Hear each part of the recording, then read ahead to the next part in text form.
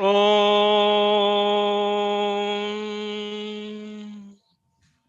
Saishwaraya vidmahe Satyadevaya dhimahi Tanna sarvah prachodayat.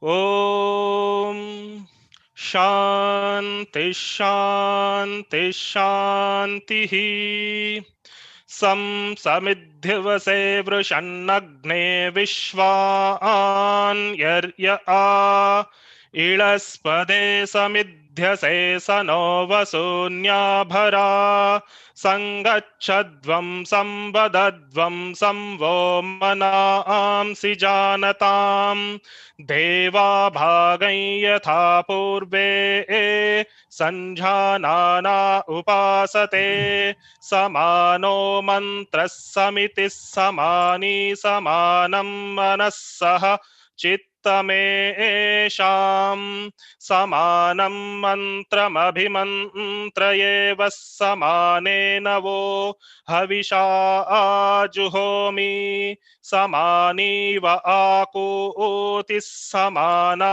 हृदयानि वः समानमस्तु वो मनो यथा वस्सु सहासति ॐ शांति शांति शांति.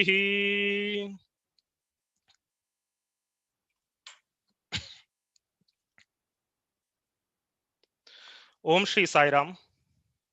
Offering my heartfelt salutation to our dear Lord Bhagawan Shri Satya Sai Baba.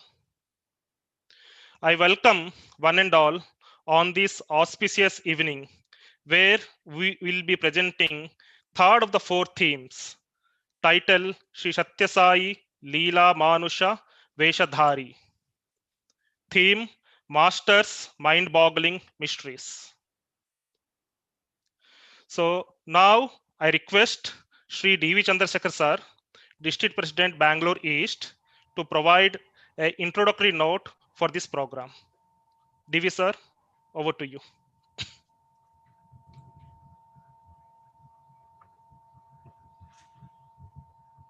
Om Shri Sai Ram.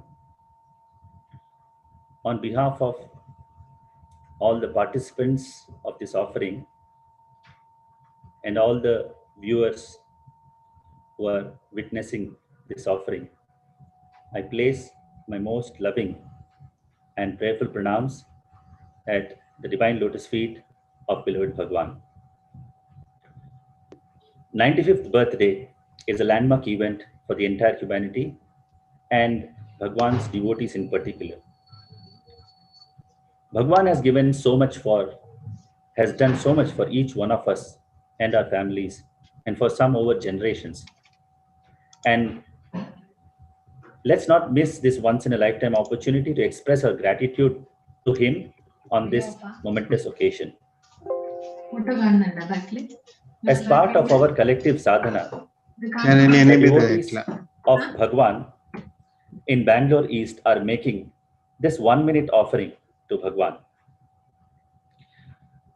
Among the many infinite dimensions of Bhagawan, we have identified 4 of them, and each of the wing has taken up one theme to present. Today, the Gents youth are presenting on the theme Shri Satya Sai Leela Manusha Veshadhari. 95 young men will participate, and each will narrate in 1 minute one role that Bhagawan has played in human form.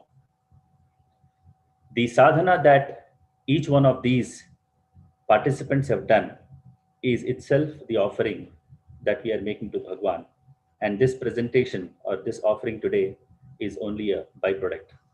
We're extremely conscious that 1 minute is too little a time to narrate any aspect of Bhagawan.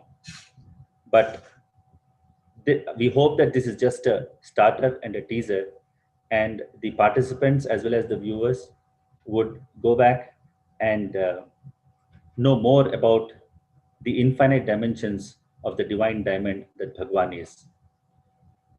Again, on behalf of the entire district, I welcome all to join in and relish this divine nectar that has been prepared with love and is being served with humility.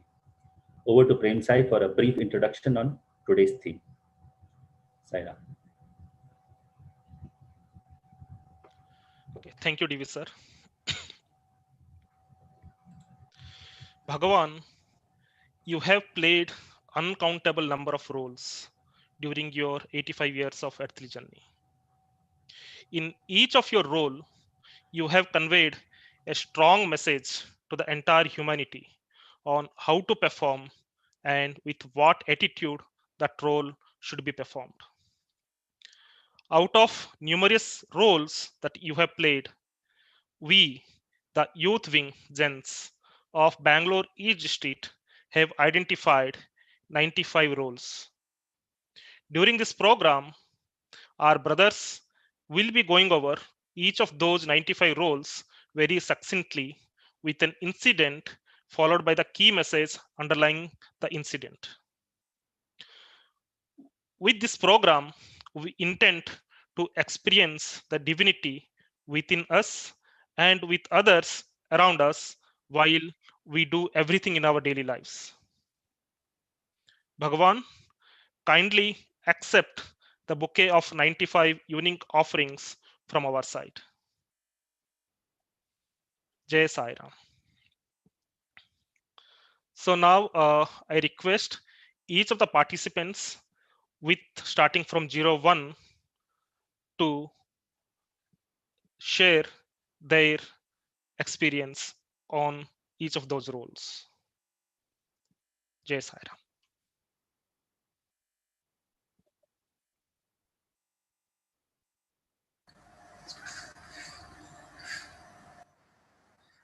So, Swami, even before his avatarhood, had declared that he was Sri Rama. One morning, Swami was coming with some boys from his village after doing Magasnana. They came to a temple of Hanuman, and Swami's friends, they wanted to do a pradakshina of the temple. Swami did not want to, but they unwittingly pulled him along, and suddenly the huge monkey came and obstructed their path. It would not go away, and the program of circumvention had to be shelved. Later, Swami declared that the monkey was none other than Hanuman, and Hanuman had obstructed his way because it was Hanuman who had to do the pradakshina of Rama and not the other way around. Swami was one day in the palace of the Raja of Venkatagiri. The Raja was doing puja and his Ishtadeva was Rama. Suddenly, Swami went into the puja room and came back after a few minutes. But the Raja didn't appear even after a few hours. When he came back, he was in total bliss. His eyes were full of tears, and he declared that Swami had given darshan to him in the form of his Ishtadevta, Sri Rama. Swami has materialized many jewels from the time of Sri Rama Yuga. He one day materialized a beautiful pearl necklace, which was gifted to Hanuman by Sita during the coronation of Rama. He also materialized the Mangal Sutra, which was worn by Sita Mata during her wedding. Sayonara.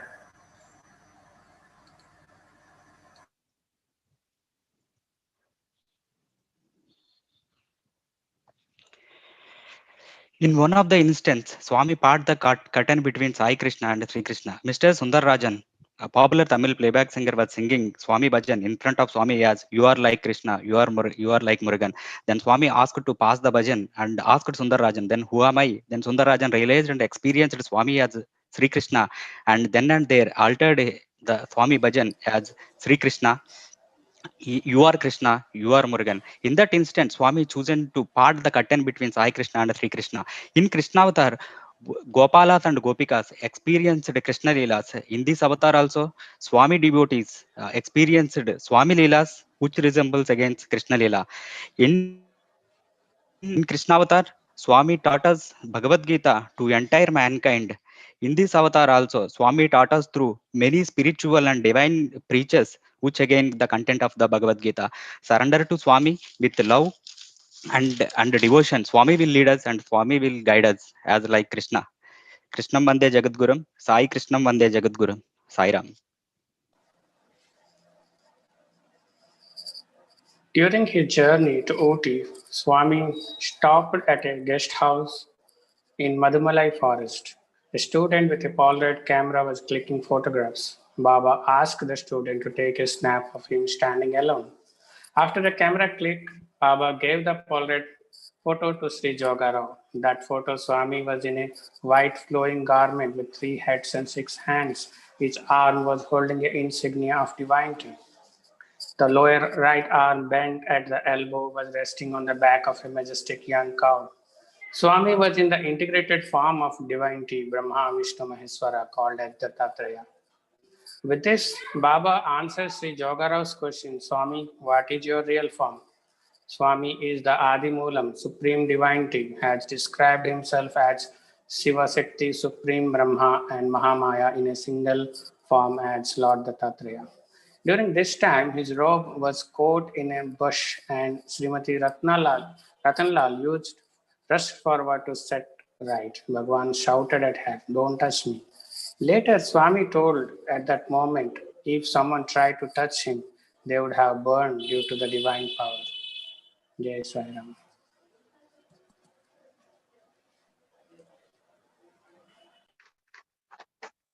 When Sri Bharadwaja's visits to Kailasa to invite Shakti to come and preside at Yaga, Shiva and Shakti are engaged in a dance.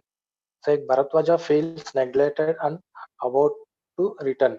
Then Shiva tells to Bharadwaja that Shakti had blessed the Yaga and granted the boon that they shall be born in Bharadwaja's lineage thrice. Shiva as a Shirdi Baba, Shiva and Shakti together as a Satya Sai Baba, and Shakti as a Prema Sai. In July 1963, the Swami himself explained when he suffered the stroke on the left side for 8 days.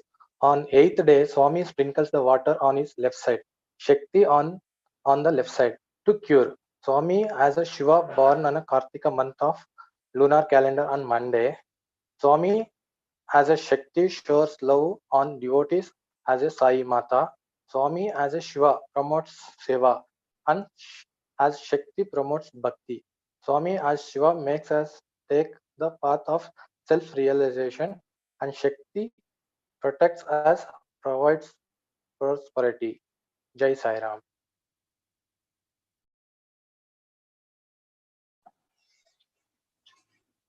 Shirdi Sai Shankara Partivihari Shankara. Swami has shown number of miracles to convey that his previous avatar is Shirdi Sai.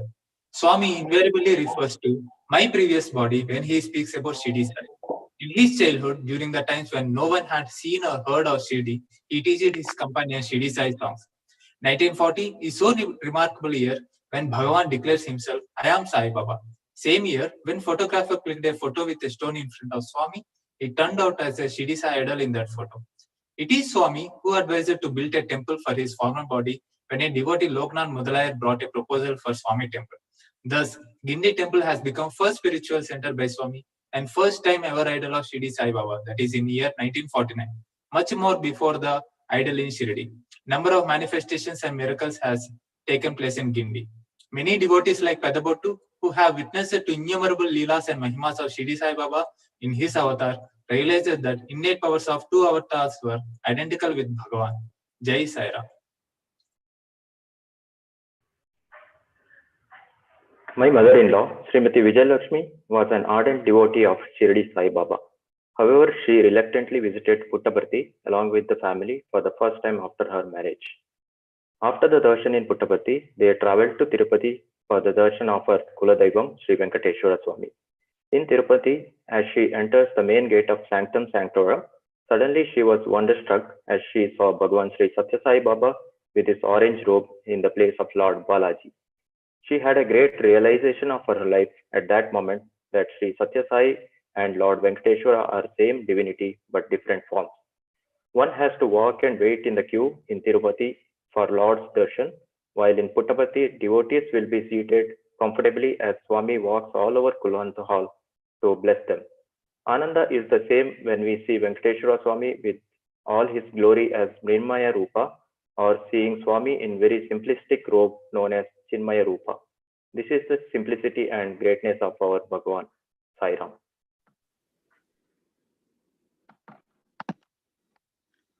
In 1947, during Padamandira days, Swami took a group of devotees to Chitravati sands for evening darshan. Suddenly, Swami disappeared and then appeared on the top of the hill. Also loudly said that I am showing you sun and moon. People were wondering how it's possible, as sunset has already happened by that time. But Swami created the sun with hot sunlight and the moon with cool and darkness. Devotees could not bear the atmospheric changes. Also, Bhagavan announced that he will show the third eye. His body was invisible by that time. Only his head size increased and stretched to the entire sky. On his forehead, between his two eyebrows, another eye started appearing with the sparks coming out of the opening.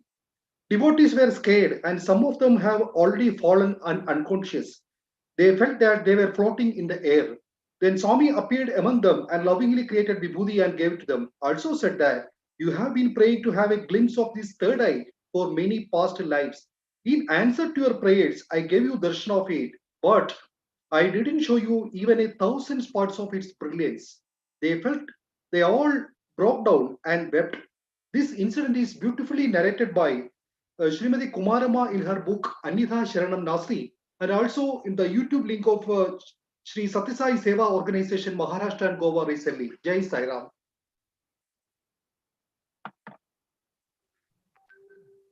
I'll start off by talking about Swami as Buddha. One incident which proves this is Dr. Harikawa had once visited Baba in Parthi, and Baba showed him a heart and told him that it was his.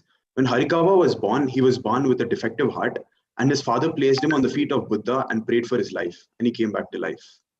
Sai's and Buddha's teachings are one but the same. Buddha says nirvana can be achieved by purity and love, and Swami himself is the embodiment of selfless pure love.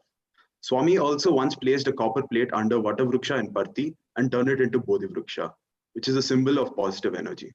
Now, Swami is Jesus. Jesus told us to lead a life with love, compassion, and kindness, which resonates with Baba's life. Second similarity is that Jesus Christ was born in an extremely poor family and always surrounded himself with the poor and sick. And similarly, Baba was born in poverty and spent most of his life with the sick, treating them. And he also gave vision to blind in front of many devotees.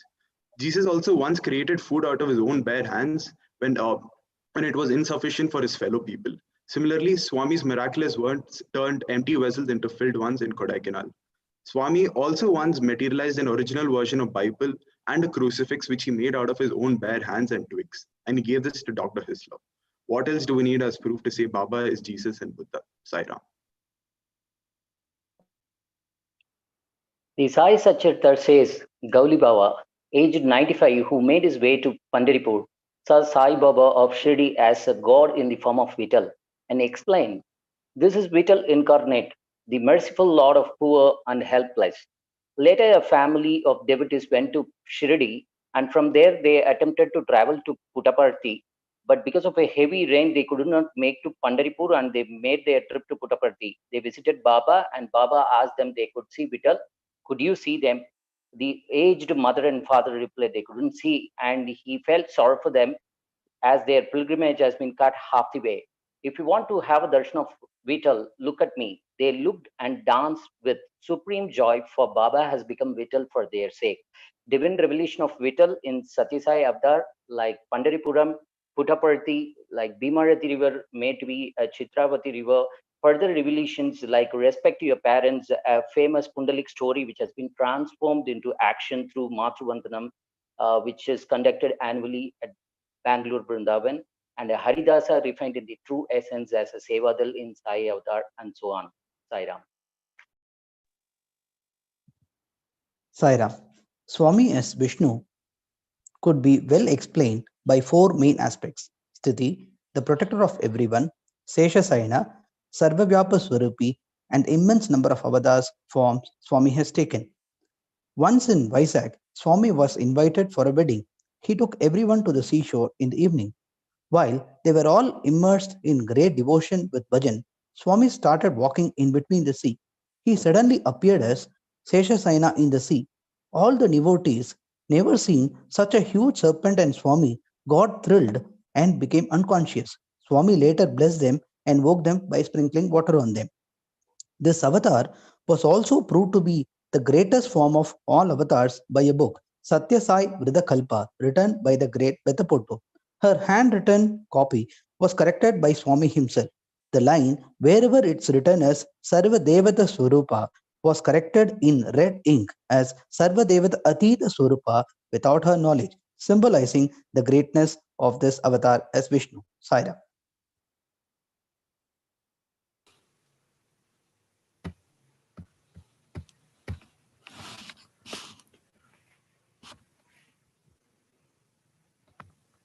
Bhagawan was born to the pious couple Ishwaramma and Peda Venkamma Raju. In October 1940, during his Avataric declaration, he stated that he doesn't belong to anyone and since then addressed his mother as Griham Ammai and father as Griham Abbai. After his return to Puttaparthi, he did not stay with his family. Ishwaramma took a promise from Swami that he would not leave Puttaparthi, and Swami kept his promise. She asked three boons from Swami, and Swami fulfilled them in the form of the university, hospital, and water projects. After their demise, he built a samadhi for them in their memory and honor. He set an ideal as a son when every year on his birthday, the first thing that he would do is to visit the samadhi of his parents to pay homage to them. He permitted the day of the death anniversary of his mother to be celebrated as Ishwaramma Day and named the Kalyan Mandap in Puttaparthi after his father. As a son, he redeemed their lives by making them part of his family and his story. Sairam. Swami as grandson. Konnamaraju, grandfather of Bhagawan's physical body, was a pious soul who was told by his guru Venkavaduta that the Lord would be born in his lineage. When Satya was born, he instantly recognizes his divinity and even renamed his daughter-in-law Namagiri Amma to Ishwaramma. As Satya grew up, he used to have discussions on spiritual matters with him.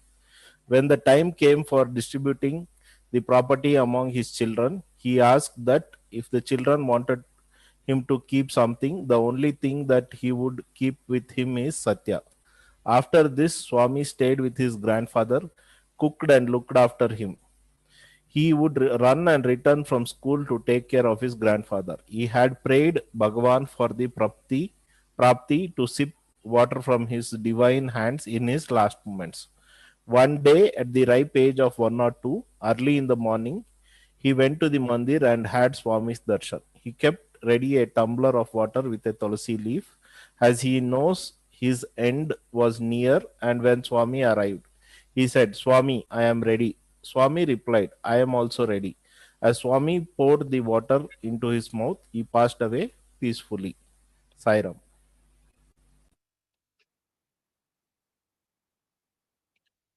Sairam.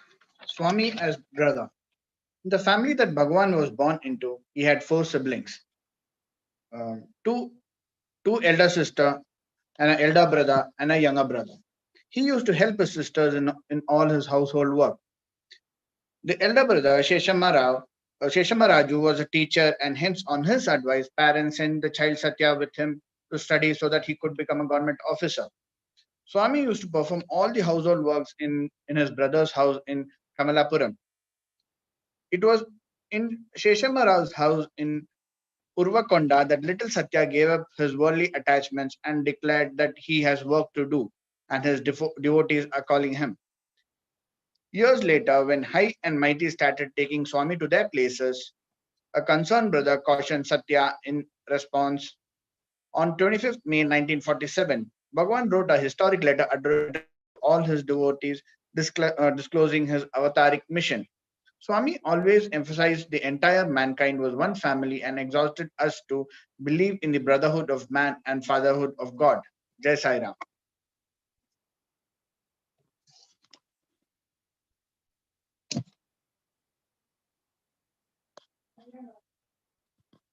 Sairam.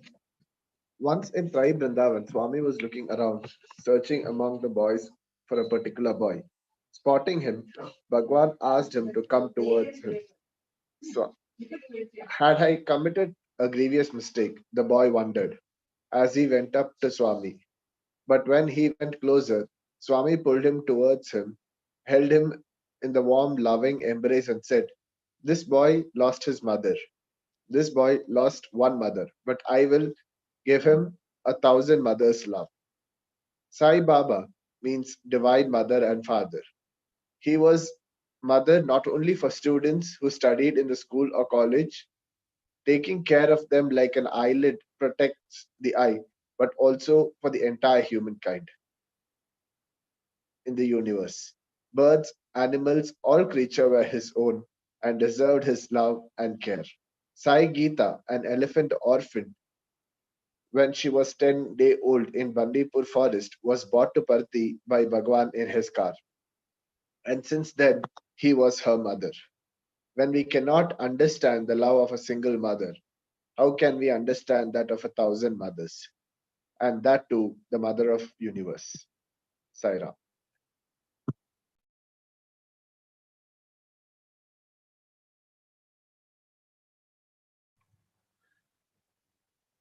For all devotees, Bhagawan was not only a mother taking loving care of them, but for many, he took upon the role of a father taking complete responsibility of all family matters. For instance, there was a student whose father died during his childhood itself. Swami had told his mother that he would look after the boy and his elder brother who was working at Parthi. He called this boy and told him, "From now, I'm your father. If you need anything, you should ask me and not trouble your brother or mother." A few days passed after the first semester, and most of the students were going home, and this boy also wanted to go and see his mother. But he did not have money for the ticket. His brother was also helpless at that moment. The boy was distressed but did not tell anyone. Shortly thereafter, one day Swami called him into the interview room and told, "I told you that if you need anything, you should ask me. Why did you go and trouble your brother? I know you want to go home and see your mother. You should have asked me. Am I not your father? Why do you then hesitate to ask me what you want?" He then gave him money for the ticket and spending, and then told him to go and enjoy his holidays. Sairam.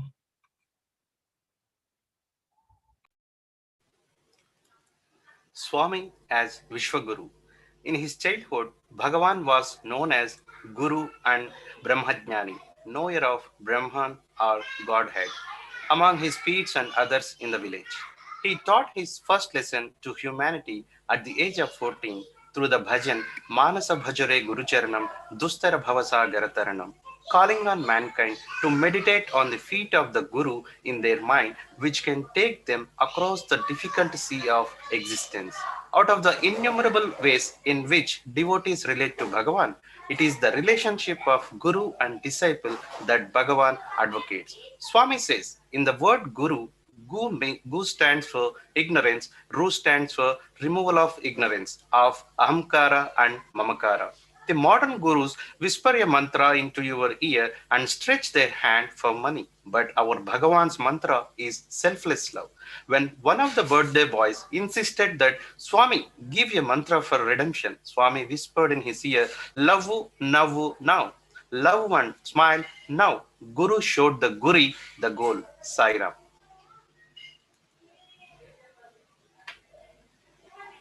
Role as a friend. During Bhagwan's childhood, Ramesh and Suresh shared the same bench with Swami in the school at Kamalapuram. A village fair was to be held in Pushpagiri, and the students were to help and guide the people who visit the place.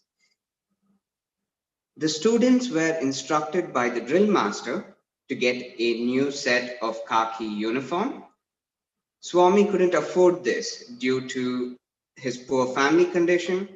To protect the honor of the family, he tried to avoid the trip by giving excuses, but they refused to go without him. Ramesh, being from a wealthy family, arranged for an extra pair of khaki uniform, wrapped it in a paper, attached a note, and placed it on Swami's desk. It read, "Dear Raju, I'm your younger brother. If you don't accept this dress, I will end my life. Please accept it." Swami tore the note and replied with another note.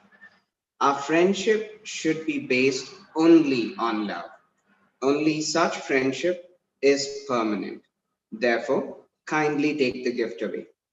Bhagawan says, God is our only true friend, and Sakyam, or friendship, is the penultimate step in Navavida Bhakti to attain oneness with the Lord. Sai Ram.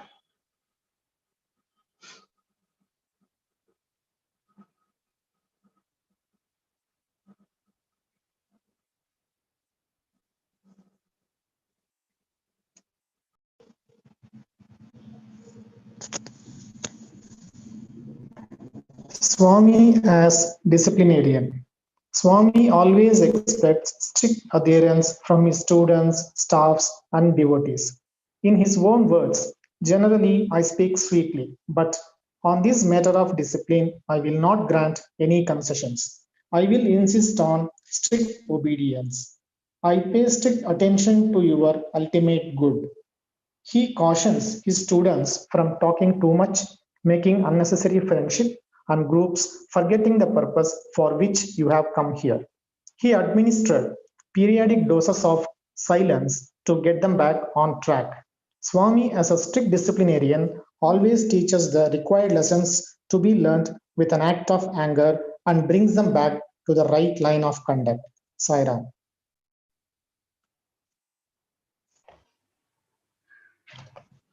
Swami as role of matchmaker. It was the summer of 1991. It was the summer of 1991. A group of volunteers were waiting for Swami Padanamaskar at Brindavan Ashram, Bangalore. Swami returned from the Sairam shed after granting darshan and sitting through the bhajan session. He glided in his usual way straight towards the seated volunteer and began to bless them. One of them got up on his knees and prayed, Swami, my daughter has reached marriageable age. You must find a groom for her. Swami smiled and nodded, but told him to wait before moving on. As he neared the end of the other row, another volunteer got up on his knees and prayed, Swami, my son has reached marriageable age. You must find a bride for him. Swami said, Chala Santosham, which means very happy. He went back to the devotee who had prayed for the groom. The alliance was finalized instantly in the divine presence, and both the devotees were left with happy faces. With Swami's blessing, the wedding was held on 2nd October 1991. This incident is happened to Mr. Harish. It was a very happy ending. Once Swami gives a word, he always keeps it. Jai Sai Ram. Swami as a child among children. Dr. Geeta Mohan Ram relates how Swami played with them when they were children. She recalls how whenever Swami visited their house in Bangalore, she and her cousin were constantly banished to their room to do something with themselves. They would go there and play snakes and ladder or Ludo. On one of the occasions, Swami knocked on the door and walked in. He came in and said, "Oh, you both are playing over here when I have to go and talk to those devotees? Not fair. You guys are having fun here. Can I play, please, with you?" We said no, because we had already had an experience of playing with Swami and we didn't want him to play with us. So we said no. He said, why not? We said, because every time you roll the dice, you always get the number you want. So we don't want you to play with us. So he said, no, I will play like you people. So he sat down and sure enough, he rolled the dice and we rolled the dice and the game was progressing quite nicely. Sometimes he went up to the ladder and came down the snake too. But by the time one of us had gotten all the way up to 98 or 99, Swami rolled his dice and within 3 moves, he reached 100 and teased us. Useless people, you don't know how to play. And then the profound lesson followed. What is this? A game, isn't it? You shouldn't cry when you lose a game. Life is like a game. As long as you play with the dice in your hands, it will move you along. Sometimes you go to the ladder, sometimes you come down to the snake. It's okay. But if you let the dice be cast by the hands of God, he will ensure you reach 100. Divinity and you win.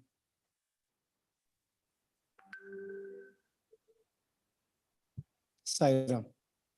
Sairam. Bhagawan as a man among men. The Saint Mira used to say, who is man and who is woman? Krishna is the only Purusha and all of us are women. We all are Pasus and alone is a Pasupati. At a physical plane, Bhagawan, who is behind all attributes, was the role of a man. Once Bhagawan went to the gymnasium in Puttaparthi where the college students were exercising to build their bodies. He challenged them for a arm whistling match and defeated even 4 of them together single-handedly. The students protested that Swami used the divine power to win, and Bhagawan replied that there was no need to use his divine power for such trivial matters. It was his purity that was the secret of his physical strength. Like the man in the family take the responsibility of the entire family, he took the complete responsibility of the entire world as Vasudeva Kutumbakam. He embodied of characteristics of Maryada Purusha, Sri Rama, who fulfilled his word once given even at his cost of his very life. Be it to be being his side of his devotees in their last moments of completing the humanist project in time. Purusha means indweller of the body and is the only one residing in all the bodies. Jai Sai Ram. Thank you. Om Shri Sai Shivashakti Sarupaya Nama. Swami as a child used to put both vibhuti and kumkum on his forehead, symbolizing his dual nature. Villagers used to call him as Satya Akka because he used to do all the household works which girls are expected to do during those days. His Shakti aspect was manifested in 1940s during Navratri festival. Swami was helping his sister to arrange kumkum, turmeric, bitter leaves, etc. for Sumangali. Then his sister chided him, saying that these are girls' work and not men's work. Then, when she turned towards him, she saw Devi standing in place of Swami. Bhagawan says that Stri is the combination of Sa, Ta, and Ra, which symbolizes Sattvic, Tamasika, and Rajasika qualities, and these three are present in all the beings, hence, all are feminine. God is alone Purusha because he is beyond all these attributes. Sairam. Swami as a Sevadal and scout. It was when Bhagawan was studying in the middle school in Kamalapuram, a small town near Kadapa, and the incident is related to the fair in Pushpagiri. The school drill teacher insisted that all the boys of the school participate in the scout camp, help the people visiting the fair, and appointed Bhagawan as the leader of the scout group. As Bhagawan did not have enough money, while his friends went by bus, Bhagawan walked alone 11 miles in the moonlight. He did not have scout attire like khaki dress, belt, shoe, etc. Bhagawan had to drink the water from a tank which was meant for bathing cows and buffaloes. He served the people and the cattle in the fair with a great joy.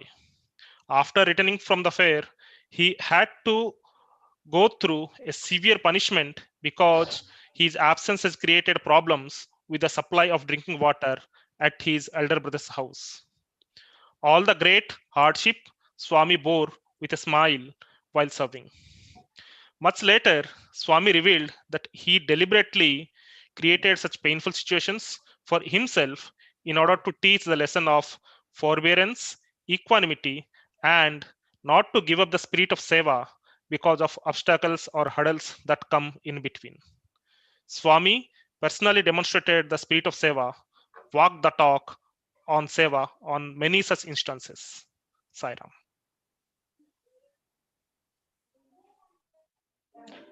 Swami as the Divine Chancellor. Swami is the founder chancellor of the Sri Sathya Sai Institute of Higher Learning since its inception in the year 1981. Sai education system has molded generations of young men and women who are responsible citizens with an ideal blend of the head, knowledge, heart, compassion, and hands skills. In most universities, the chancellor is usually a ceremonial non-resident head of the university. But at Sathya Sai University, he has been an integral part of the university, living among the students and transforming their lives. Sri Sathya Sai system of integral education is inspired by the ancient Indian system of education, modeled to suit the needs of contemporary times. His key philosophy as a chancellor: the end of education is character, and education is for life, not merely for earning a living. Swami as chancellor provides abundant opportunities to the students which brings about transformation, and they lead a responsible, balanced, and happy life. They become a role model to all others around the world. Jai Sai Ram.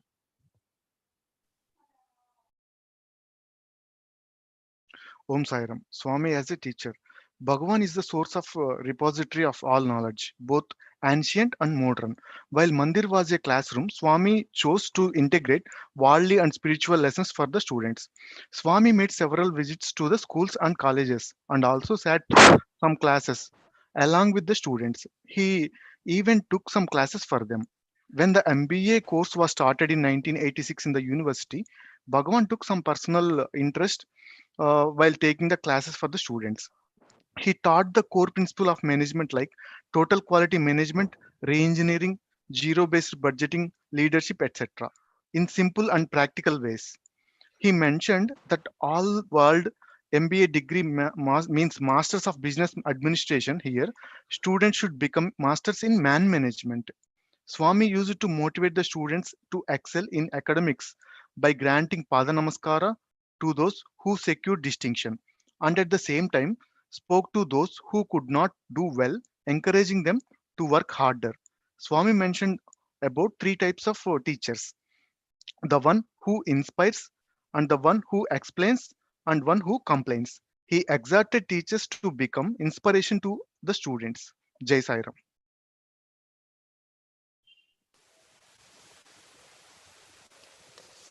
Swami as a student. Bhagavan pursued his early education in Puttaparthi, Bukapatnam, Kamalapuram, and Uravakonda. As a student, he was very sharp and learnt lessons by hearing them just once. He was the favorite of all his teachers, owing his sincerity, punctuality, and ideal conduct. In Bukapatnam, he walked several kilometers to reach school. Due to the poor financial situations at home, he had only one pair of dress that he used for the entire period. When it was torn, he used to use thorns to stitch them. Even when some of them, due to jealousy, made fun of him and hurt him, with fortitude and forgiveness, he won them over. In Kamalapuram, he did all his household chores in addition to coping with studies. He was very good in all extracurricular activities like singing, dancing, poetry, dramatics, etc., and never missed an opportunity to use all this to direct the children's minds goodward. On 20th October 1940, he threw the books away, symbolically casting away worldly education and declared his avataric mission. The student became the Guru. Sai Ram. Sairam, Swami as classmates. Swami never lost an opportunity to turn his friends towards God, making students to God consciousness and his prime occupation. And he ever for that he used to materialize prasadams and vibhutis to make them God oriented. And Swami, though from a poor family, never hesitated to give his clothes to needy classmates. Swami bore the punishment of his classmates for being not slapping his classmate for indisciplined activities. Swami never forget his classmates. So in one occasion when mass Narayan Seva were going on, Swami recognized his old classmates even after 60 years. And in instances like Swami has also given opportunity his classmates to stand up in auditorium and explain how Swami as a classmate. Swami's classmate G.V. Satyanarayan narrated how Swami took his all friends to Puttaparthi state to sing bhajans and holding flags in hand and give divine nectar from the tumbler to all of them in the bank of holy Chitravati river. Sai Ram. Swami was a warden or caretaker. There was a boy from abroad joined the hostel. Initially, he was getting a lot of attention from Baba. Slowly, Swami started putting him on his own. As days passes by, he got frustrated due to the discipline and resilience of hostel life. The sport meet was on at that time. The student was good at karate. He got a chance to perform in front of Baba. He started practicing, hoping to regain Swami's attention. Unfortunately, a week before the event, he injured himself so badly that he was on crutches. This resulted in frustration back in him. One morning, he got up and finds out the crutches are not there. He wants to go to the bathroom. He was lying on his bed and cursing everyone, including Swami. He was on the brink of collapse. The moment he thinks this is waste of time and he has to go back, to his disbelief, the door opens and he saw Swami walking in. Swami carries him physically to the restroom, making everyone, including the that time warden and all the students, astonished. Siren. Swami as educationalist. Swami was concerned about providing three primary requisites for the people: free education, free medical aid, and free basic amenities like drinking water. These three cover the main requirements of the life. The education which is available is not teaching any moral values to the students. One should acquire Atma Prabodha. Without awareness of self, all of the knowledge is useless. That made a way to lay the foundation for his education mission in the early 1970s. The first Satya Sai school in India was established in 1968. By the early 1990s, Satya Sai schools began to establish outside India. And institutes of Satya Sai education, there are now 31 institutes of Satya Sai education in 31 countries and 37 Satya Sai schools around the world. Sri Satya Sai Institute of Higher Learning, deemed to be university, was born in 1980s. Not only the classroom education, inspired by the teachings of Sai Baba, the Balavikas program was established in India in 1969. By the 1980s, the SSC program was also adapted to foster humans. Sairam.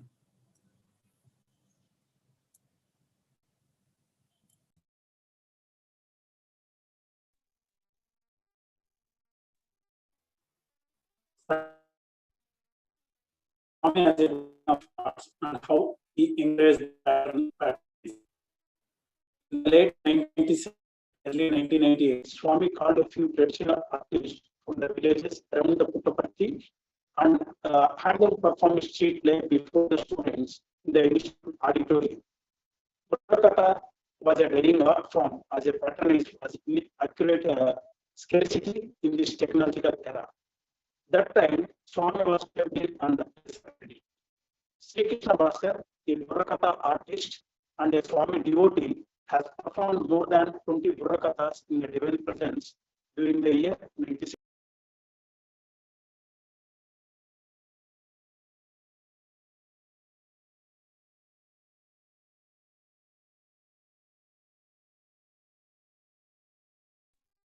The friends of Satya Sai University started presenting different event stories through Burrakatha in the Prashanti Nilayam. Today, it flourishes in Prashanti Nilayam and has witnessed a number of such Burrakatha sessions and multiple traditional art forms like Chakabhaja, Virana, and sharing the divine messages and stories to humanity. And this all happened due to Bhagawan's involvement and appreciation. Thanks, Sairam.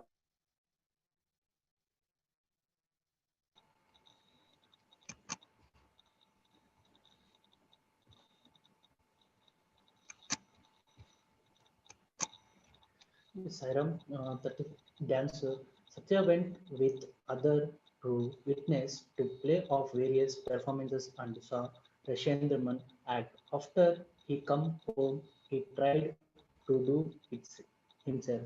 To do surprise or they had to terminate to announce that the focus Rashendramuni herself would appear, but she has not appeared due to some reason. The kernel management felt very confident that Satya would success in the improvement and could not disappointed them.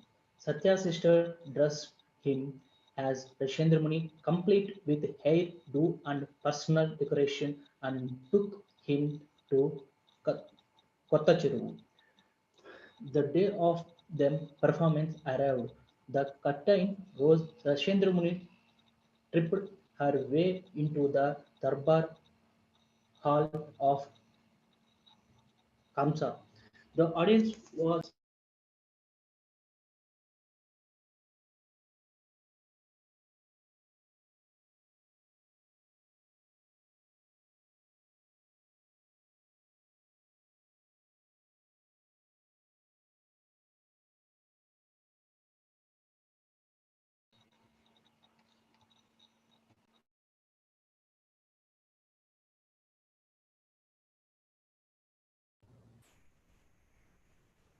When he was 10 years of age, Swami formed a Puttaparthi a bhajan group or a group of carolers for the presentation of songs of love and devotion to God.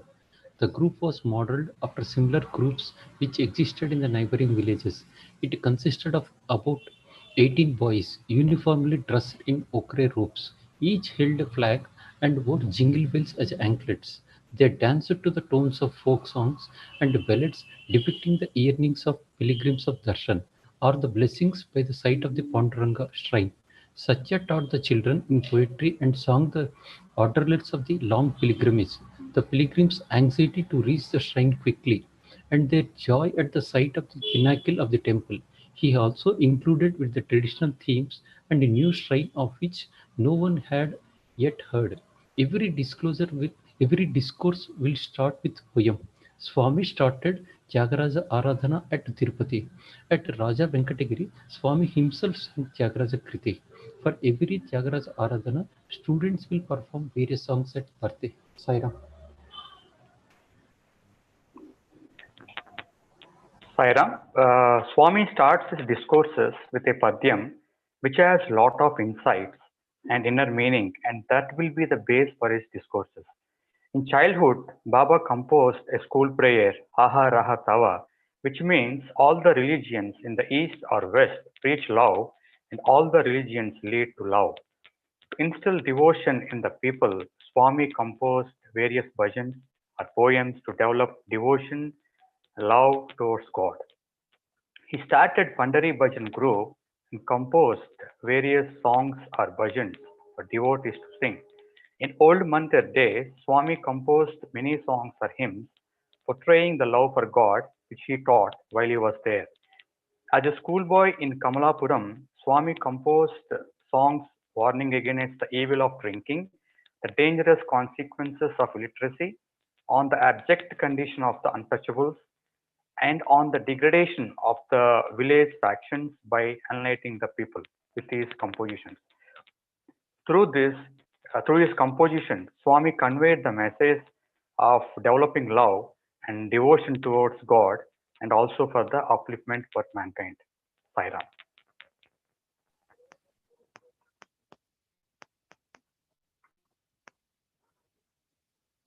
Baba is musician. Bhagawan Sri Satya Sai Baba attaches tremendous importance to devotional music. He says that God is Ganapi, the lover of music. The only real requirement for devotional music is a sincere feeling from the heart. A musician always has a sense of music. In one of the incidents, a music practice session was going on for Swami birthday program by the students. There were established professional tabla player playing tabla, and Swami was also present there. In between that, Swami said stop and said, beat up tabla and song are not in sync. Then Swami said in technical, what is wrong? And that was the beat is 1/6 of a second slower than the music. Even the professional tabla player could not identify why there is a mismatch in the beat. That is the sense of music Swami had. That is why when the bhajans are going on, Swami used to always keep the beat. Music consists of three things. Those are bhava, feeling, raga, melody, the tala, rhythm. He is the only musician who got right balance of bhava, raga, and tala. That's why Swami is considered as the musician where nobody else recognizes what aspect of music. When it comes to music, there is one musician, that is Swami. Saira.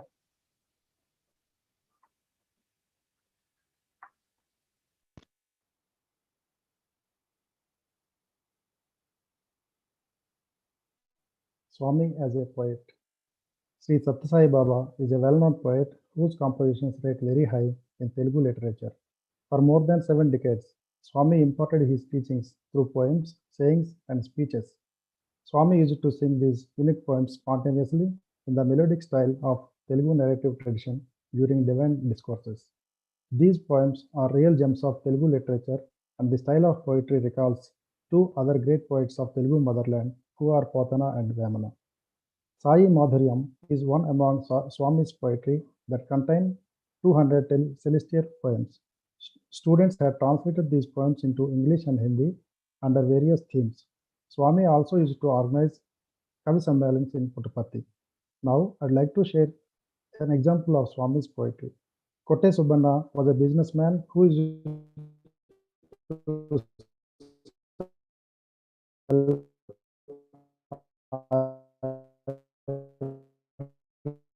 medicines. And of medicine have become so popular in such a way that Subarna could sell out the entire stock within no time, and therefore he expressed his gratitude towards Swami. Sairam.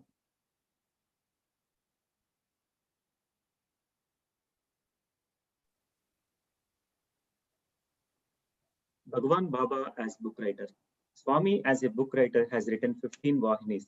These writings are Swami's stream of thoughts on a range of subjects like meditation, right action, wisdom, divine love, and on Hindu scriptures such as Bhagavad Gita, Upanishads, and the story of Rama.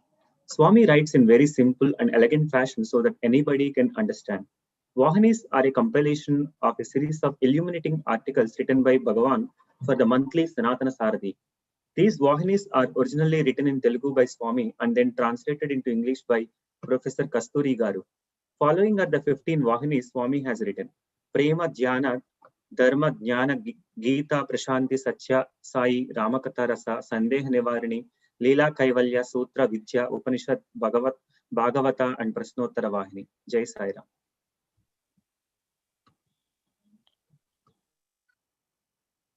Swami as a speaker. The first public discourses Bhagawan at the age of 21. On the of 25th October 1947, Swami reaches Karur. That is a very large gathering. Police force also called the time. At the time, Swami stayed in one devotee's home.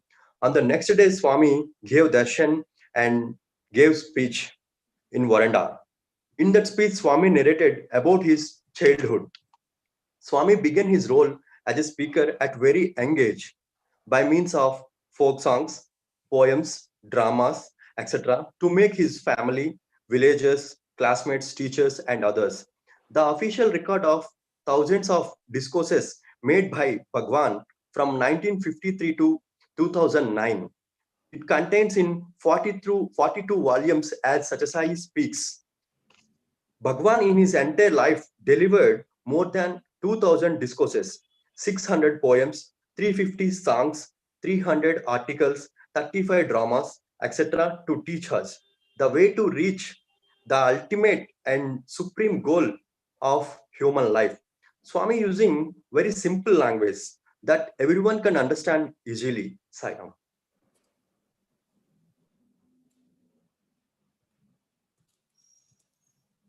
Swami is a producer. Anjali Devi, an Indian veteran actress, producer, and her husband Adi Narendra were devotees of Swami. Swami instructed the couple to make the movie Sati Sakubai, which was a blockbuster movie under Chinni Brothers, that is named after her children. But Anjali Devi wished to resurrect the earlier production house of the family, Anjali Picture. Swami heard her unexpressed wish, instructed her to make the movie Bhakt Tukaram under the Anjali Pictures banner. By Swami's grace, the tele-serial Sirdi Sai Patti, Sai Dibyagatha originally in Telugu was made on Swami, later translated into many languages. In that serial, Anjali Devi played two characters. One is Devagiri Amma and Iswaramma. Other devotee, Sri Indulal Saha, the Swami devotee, had been instructed by Swami to meet Manas Kumar, the actor, to make him Hindi film Sirdi Sai Baba in 1977 on the life of Sirdi Sai Baba. That was directed by Sri Manas Kumar and produced by Sri Indulal Saha. That film was a super hit and it was revelation for many devotees. In that year, the whole atmosphere of Sirdi had changed. It is indeed quite interesting how Baba guided guided his devotees to make movies that make movies to the people that raise their consciousness. Sairam.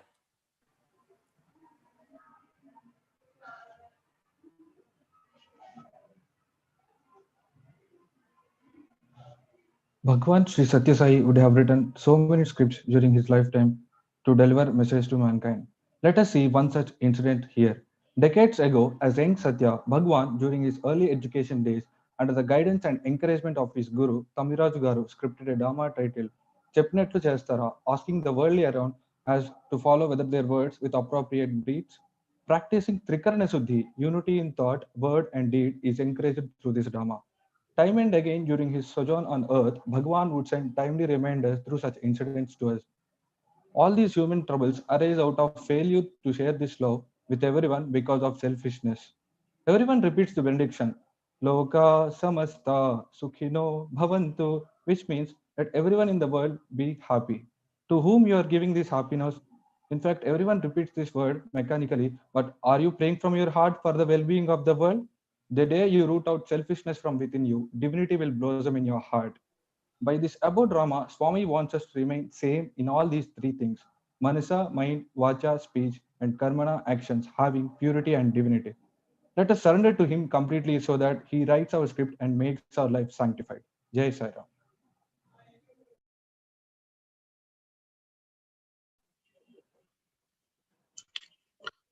Swami as director. Holi celebration 2010 was planned by state authorities of Bihar and Jharkhand at Sai Kulwant Hall. Drama titled Sita Kalyanam was already performed as part of the celebration, but Swami could not see the performance. When Swami came and asked to state president of Bihar and Jharkhand whether the wedding was over, he replied that the drama had been completed. Swami said that he wanted to witness state president rushed to replay the drama CD from the point where the wedding would begin. But Swami only directed how Sita and others should enter in the hall, what dialogues to narrate, how to perform. It was made clear that CD should not be played and this drama would be directed by Swami. The whole hall watched in spiritual rapture as this grand spectacle was conducted by Swami. Though we are referring to human role that Swami is playing, but actually there is a divine role that Swami is already performing for all of us. He is the director of divine drama of our lives. Sai Ram.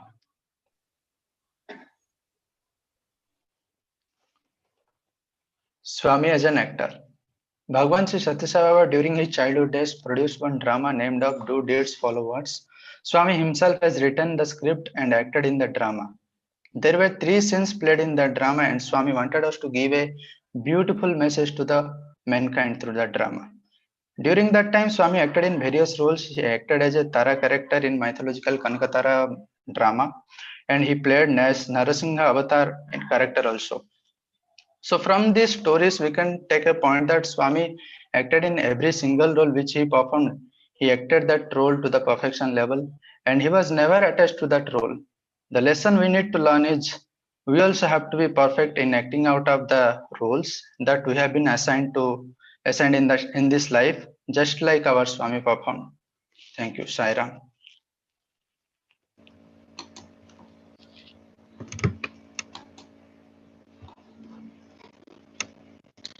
Zaira.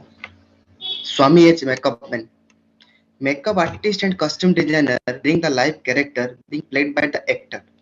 In the many dramas that were put up Bhagawan physical presence, he would personally oversee the selection of costume and also validate the makeup in the green room just before the final act. For instance, during a drama put up by the Greek devotees in Purnachandra Auditorium, Swami gave 2 of his own robe with different set to be modified as costume for Sita in Vanavasa. On another occasion, he created the golden Trishula that Krishna should clip into his hair for as an ornament. Later, it used for pen write something for Pandavas. But Swami cautioned in Telugu, Guttalu Maritanemi, Gunumulu Marakunda, Unte Chalu. In life, even if clothes change, it's fine. But your core character should not change. Om Sri Sai Ram. Sai Ram. Once a merchant prince from Gujarat came and met Sri Ramakrishnan, an associate in the Bharatiya Vidya Bhavan in Mumbai. His sole worry was his elder son, who under the influence of the West wanted to convert to Christianity. It was the Christmas Eve in 1970 and Swami was to talk in Dharma Kshetra. So Sri Ramakrishnan took this family to Dharma Kshetra to listen to Swami. At the end of Swami's discourse, this boy leaped in joy saying, I am convinced that the core and kernel of all religions are the same. Mere changing of religion is unnecessary and is in fact irreligious. Swami has said that he has not come to establish a new religion, but to confirm each one in his own. Through Vedam chanting, Upanayanam ceremonies, numerous yajnas, and of course the beautiful summer courses in Vrindavan, Swami tirelessly worked to revive the Indian culture and spirituality. He led a life of purity. He led a life of simplicity. He led a life of divinity, exemplifying the highest ideals enshrined in our scriptures. He was the perfect brand ambassador for true Indian culture. Sairam.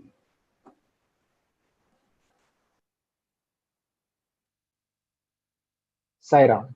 Swami as host. In 1944, every 2 months, Swami used to visit Narasimha Naidu's house in Bangalore as a guest regularly. As the saying goes, whatever the devotee does to the Lord also reciprocates the same. Since Narasimha Naidu and family was hosting Swami every time in Bangalore, Swami once asked them to join along with him back to Puttaparthi. So they started along with Swami to Puttaparthi. The very next day, Swami he himself took to Chitravati river and to the nearby village Janakampalli. Swami wandered through the fields along with them and shown them the high quality sugar canes grown over there. That was just a beginning. Later, Swami hosted all the devotees with compassion and love in Puttaparthi. Whenever there are guests to Puttaparthi, Swami himself ensures the availability of all the amenities for them. It goes to an extent that he even ensures what is the food menu, whether hot water is available, whether the mattress is clean, and the list goes on. He never brings a situation for the guests to request for anything. He ensures ultimate comfort for them. Om Shri Sai Ram.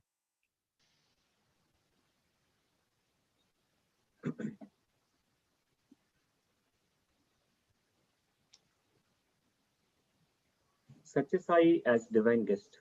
Atidhi Devo Bhava, Devo Atidhi Bhavayami. We should treat Atidhi guest as God. Now think about this. How about it when God himself is our Atidhi guest? Swami as guest in physical form. There was an interesting story happened in Bangalore where Swami himself visited cobbler's house on his request. The cobbler realized that there was nothing in his house which he could offer to the Lord. Swami said not to worry. He told the cobbler that he had come to give and not to take away anything from him except love. Before leaving, Swami said, I shall take leave of you now. Do not worry, I am always with you. Swami as invisible divine guest. Some interesting remarks made by Swami in Kodaikanal. Swami was mentioning about guests arriving in our home. Swami said, subject to the physical limitation, he is not coming in physical forms alone. He may also present wherever his photos or podcasts are installed. Devotees should have this belief and behave as such in their homes.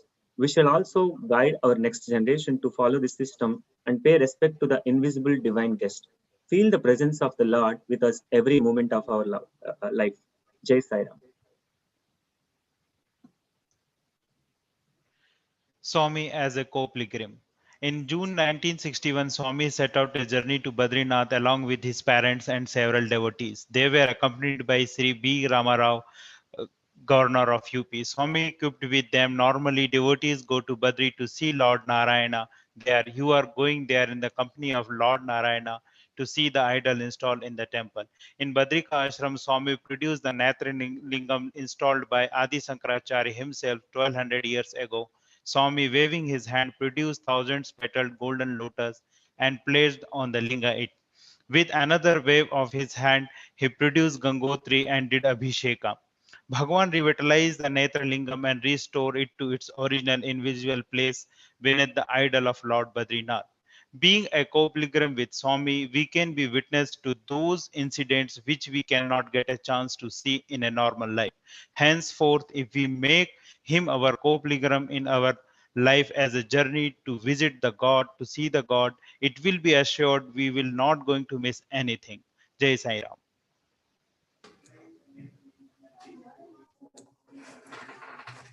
Swami as a tourist.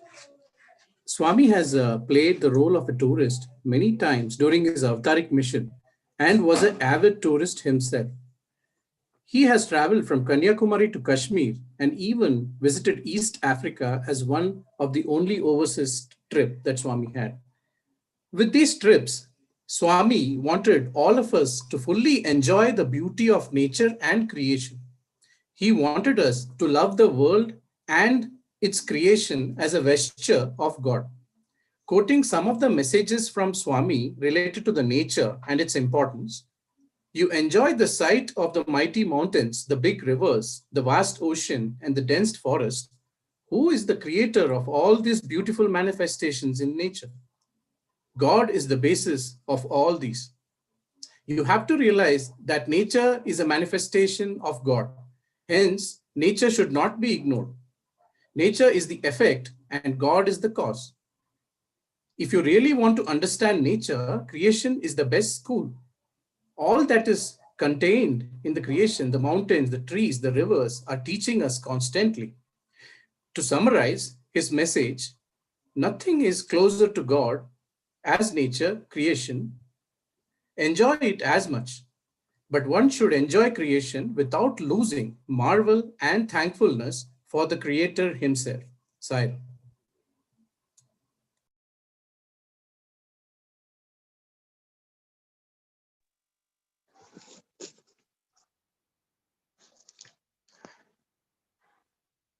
Om Sai Ram. Bhagawan Sri Satya Sai Baba in his lifetime has built monuments ranging from mandirs, museums, educational institutions, hospitals, and many more. Each of them stand out as perfect epitome of its kind. A few examples to share the engineering facets of Lord are: a huge crane was brought from Tungabhadra Dam to transport girders, and it was very difficult to maneuver.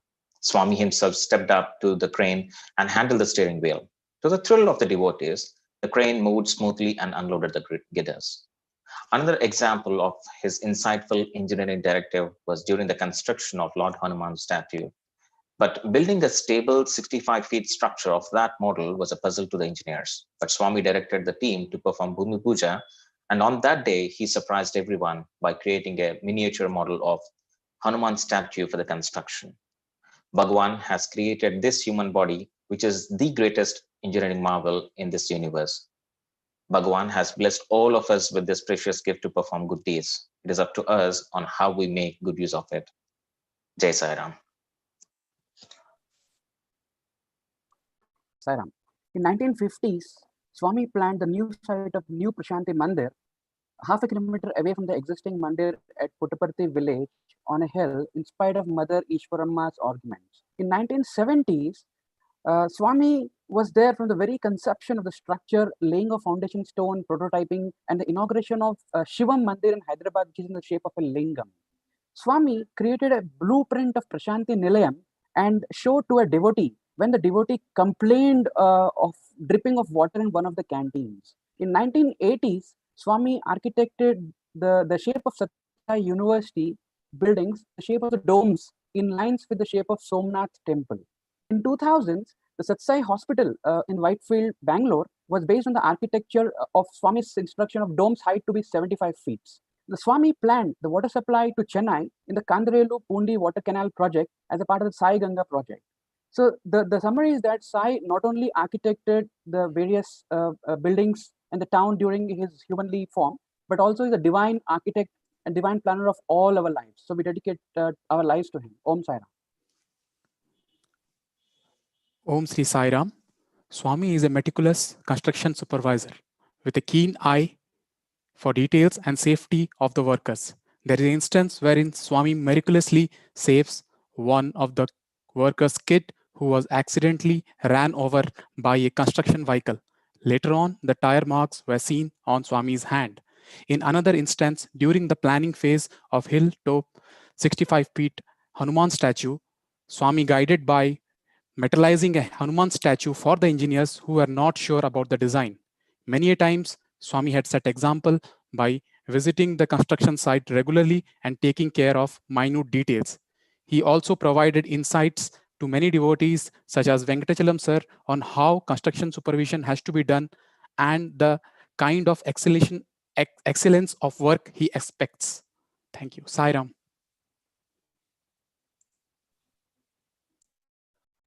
Om Sri Sai Ram. Om Sri Sai Ram. Swami. Om Sri Sai Ram. Swami as postman. The postman comes and delivers the letter to the address, to the given address. Does he write the letter? He doesn't write the letter to you. The letter which is addressed to you is given by the postman. The matter in the letter is related to you and not with the postman. You see the letter and you are happy, but the happiness is not given by the postman. Many times you see the letter and cry. But the grief is not given by the postman. The letters addressed to you is given by the postman. God is like a postman. The Swami says the result addressed to you because of your previous action are handed over to you. The worldly postman cannot change the content of the letter, but God, who is a postman, can change the bad actions into good if you pray to him properly. Similarly, our Bhagawan, Sri Satya Sai Baba, is also a divine postman who has the control over the content of the letter.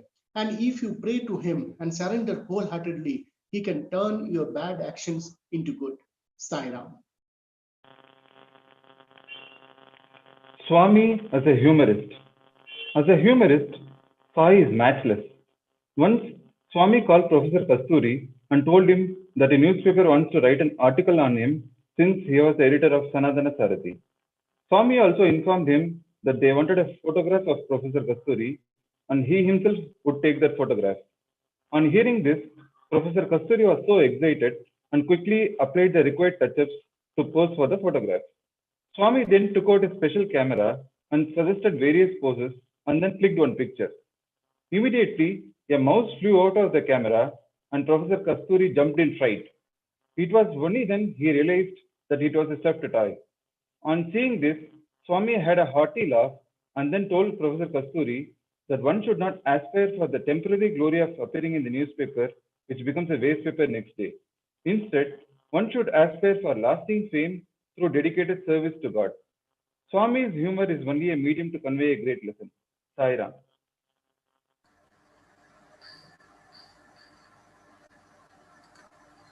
Swami as a chef. In his early days, Swami used to prepare ragi gruel, groundnut chutney, and green leaves curry for his grandfather. The whole street used to be very fond of his cooking. People who had fever used to make a beeline in front of his house, waiting for the pepper rasam made by Swami, as it would give them great relief. In the later years, Swami used to train his students in many aspects of life, including cooking.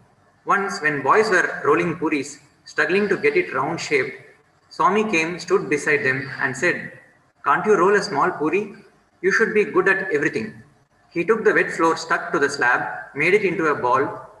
After 2 gentle strokes, the wet floor ball got transformed into a puri, round and perfect like a moon. Swami was a chef at a different level too. On occasions, when there were large gatherings and food was required, he would just tap the empty vessels and say, "Akshayam, Akshayam, Akshayam." Instantly, there used to be fresh cooked food in all the vessels, more than sufficient for all the devotees gathered. Our life too has become wholesome, colorful, and delicious by the touch of this divine chef. Sai Ram.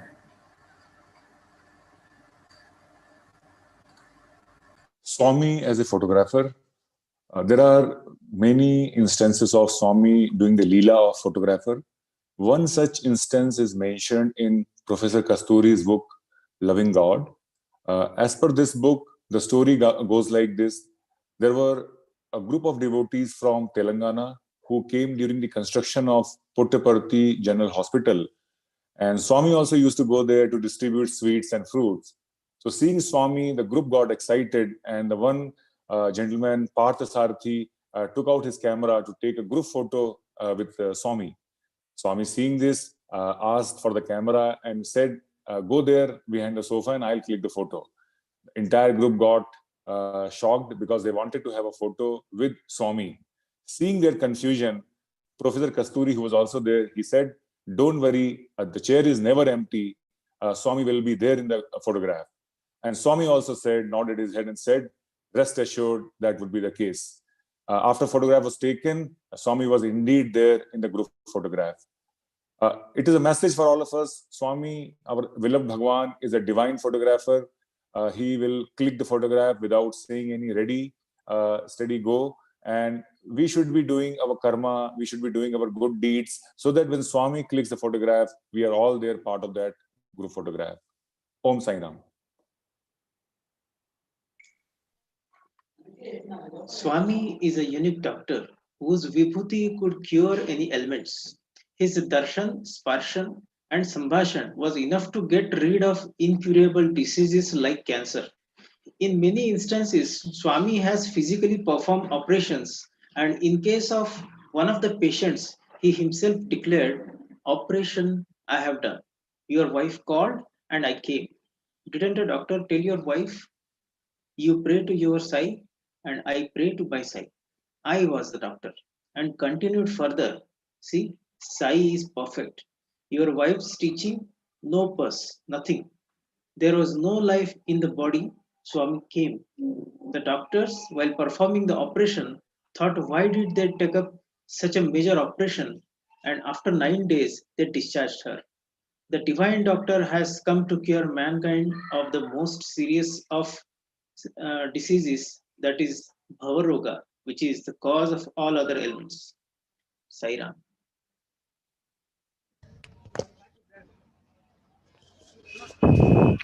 Sairam. Swami as a patient. How an avatar can be a patient? We can't even imagine the situation, but it happened. Swami traveled to Goa by car on 6th December 1970. While traveling in car, Swami mentioned pain in his stomach and asked the driver to drive slowly. Swami did not eat anything, but wanted coffee at 8 a.m. the following morning. Swami was unwell the whole night, and he did not disclose it to anybody.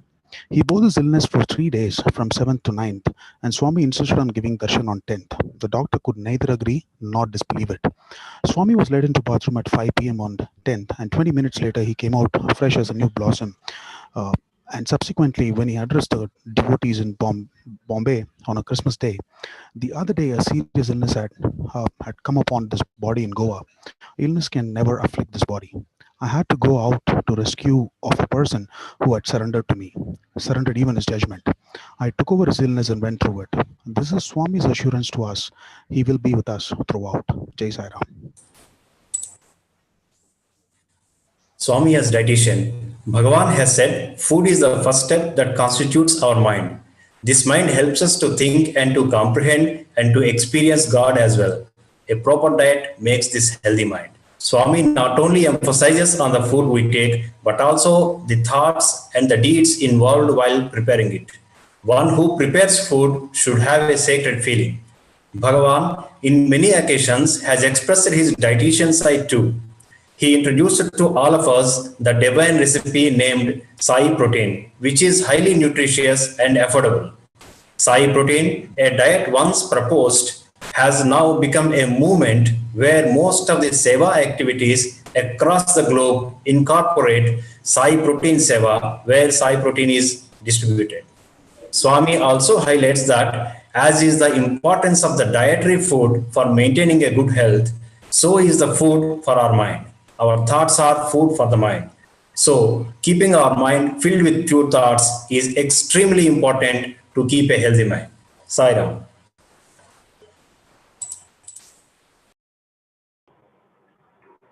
Sairam. Swami as the patron of sports. Swami was always a patron of sports and a champion himself. To mold students as well-round holistic individuals, Swami had crystallization of the Educare mission in just 6 words: the annual sports and cultural meet. All of us eagerly wait for the annual sports meet at the Vidyagiri Stadium and have witnessed events performed year on year by students from KG to PG. Swami also ensured that students of all his campus have good sports facility, the major one being the Olympic standard multidisciplined indoor stadium called as Sri Sathya Sai International Center for Sports with world-class infrastructure and physical trainers. Swami used to personally visit the students' rehearsal sessions as a ringmaster to ensure everything is perfect. His only concern is individual perfection that collectively transforms into perfection at the macro level. We have been fortunate enough to see the Sri Sathya Sai Unity Cup that was organized in Prashanti Nilayam. Swami every year used to sit at the edge of his chair as the students marched up to the dais to perform the ice right salute, having exhorted on Samyak Drishti being the foundation for a good character.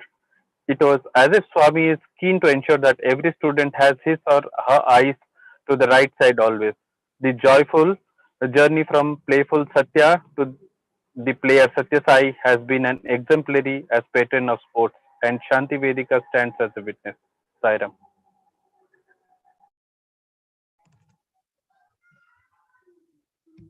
Swami as the driver.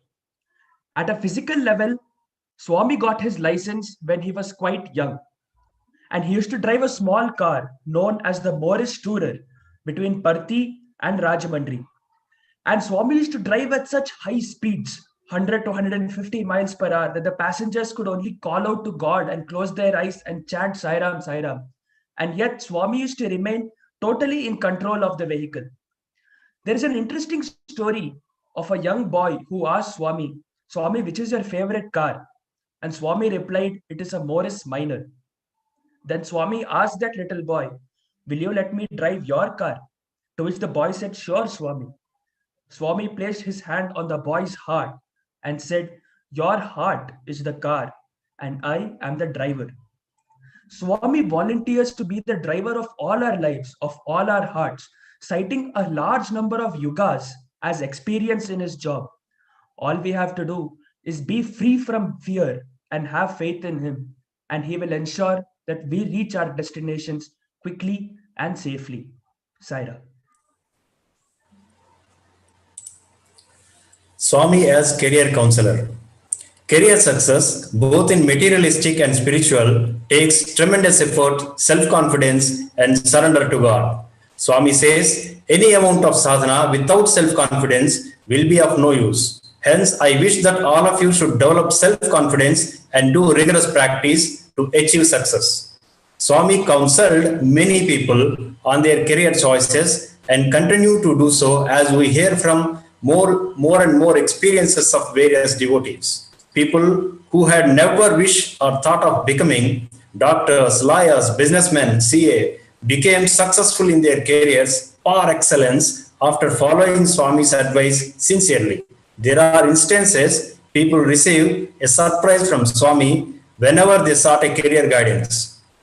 It is only after following them with sincere efforts and prayers they experience a thumping success and realize whatever Swami commanded is for their own good.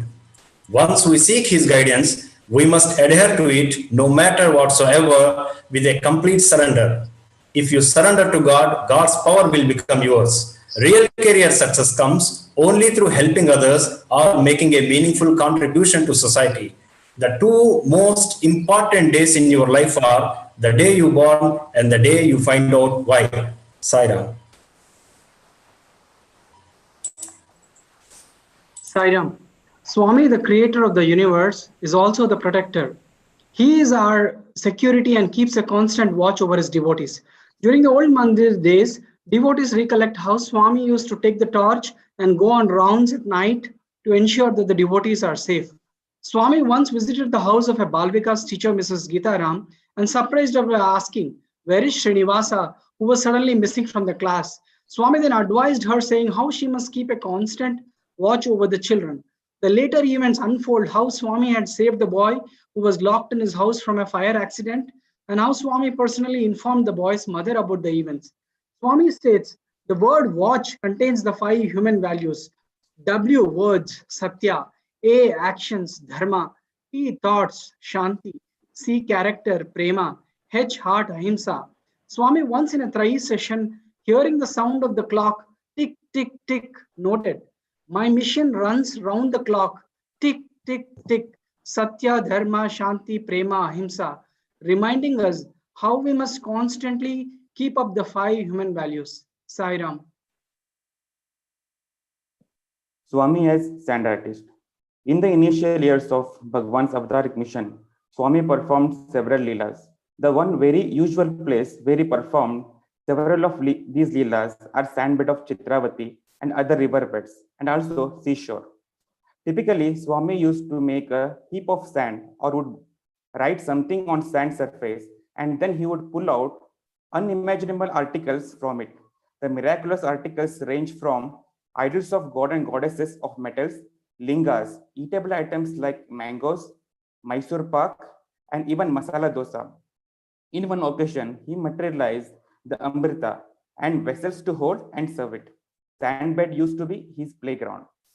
In spite of pulling out many articles, including liquid items, not even single particle of sand was stuck to them. It is Swami's Sankalpa Shakti which is the source behind the miracles and not the sand. Similarly, we devotees of Baba are like sand particles. It is through his divine power he is unfolding his mission through us. He is the master. We are just his instruments. Jai Sai Ram.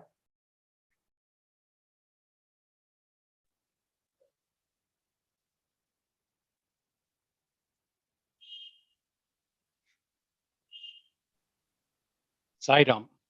Swami Sai, the divine goldsmith.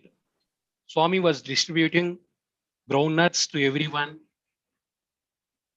in the interview room. What fell into his hand of Professor Venkatraman was an enamel billet with some artwork on it. Swami said, "See what it is."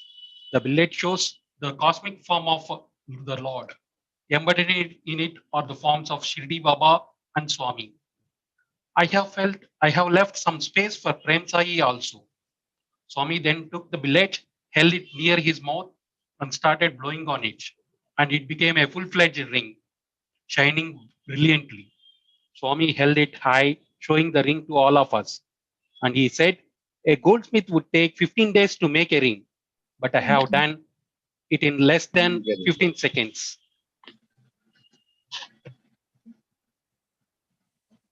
Swami addressed all the people as Bangaru.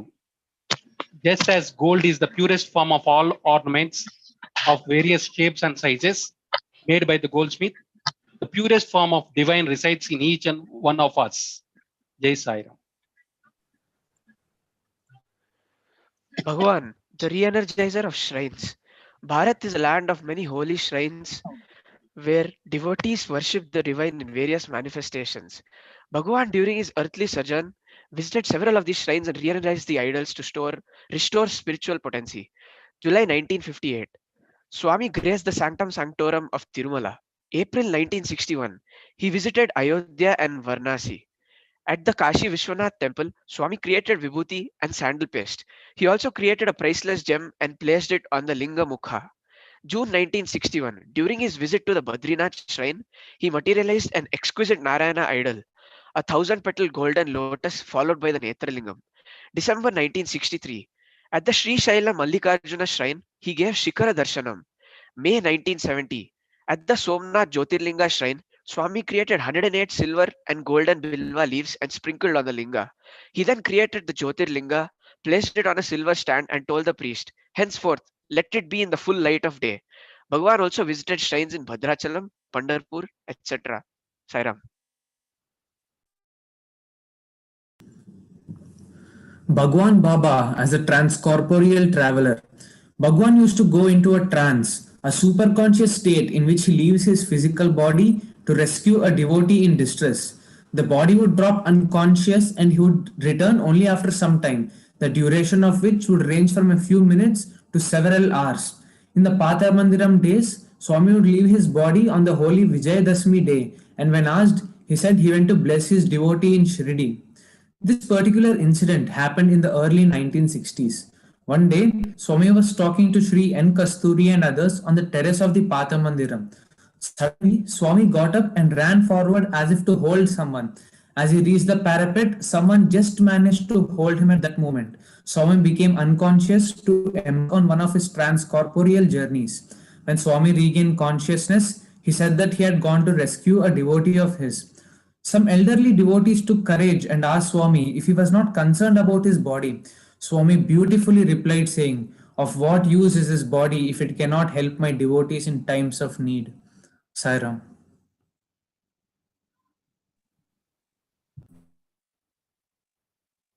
Swami as a resurrectioner. Like Jesus resurrected Lazarus, Bhagavan resurrected several of his devotees. The most striking episode is when Walter Cowan died in 25th December 1971 in his room in Connemara Hotel in Madras when All India Conference was in session. An ambulance was called. The body was taken to the hospital, pronounced dead upon arrival.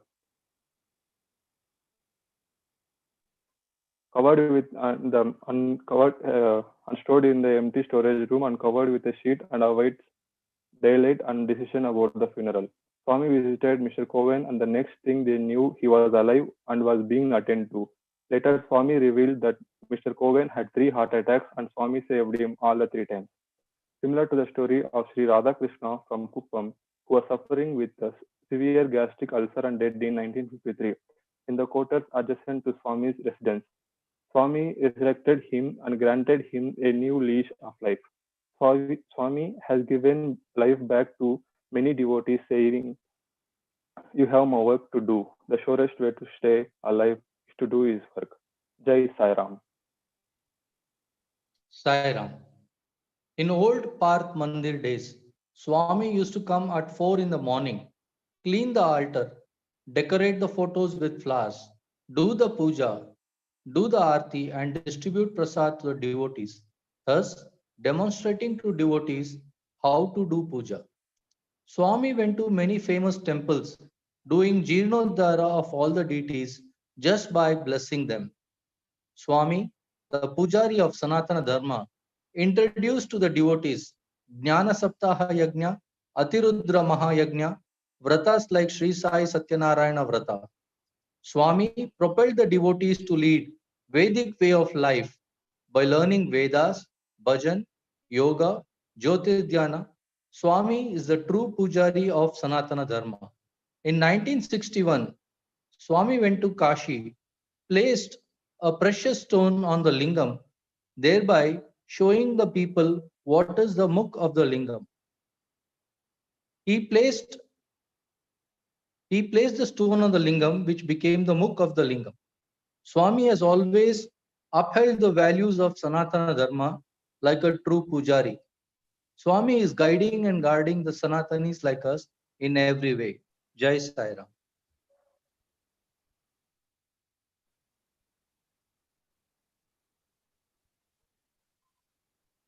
Sairam, Swami is priest.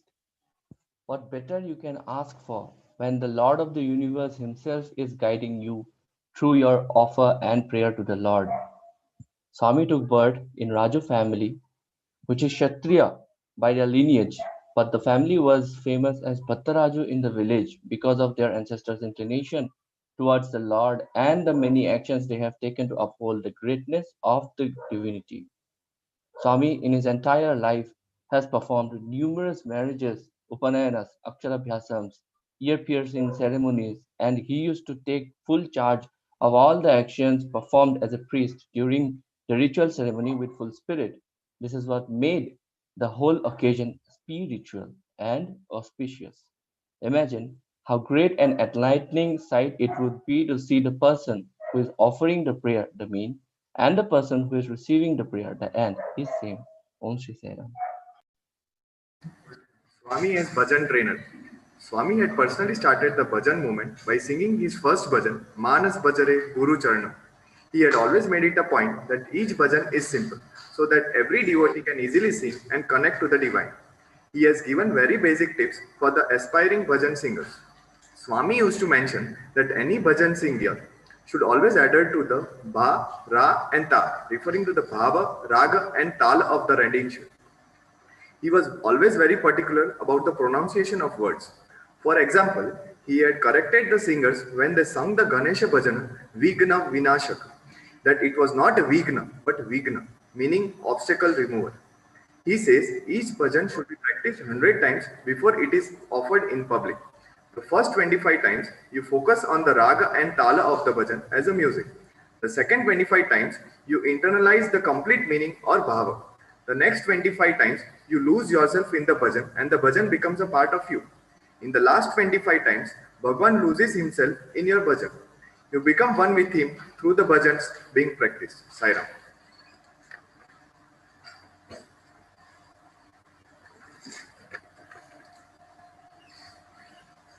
Om Shri Sai Ram. Swami as a bhajan trainer. I will illustrate this with the experience of Sri Rupak Sharma.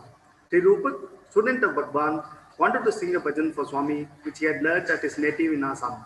On his birthday, 26th Jan in the year 1977, with warden's permission, he got the opportunity to sing in front of Swami.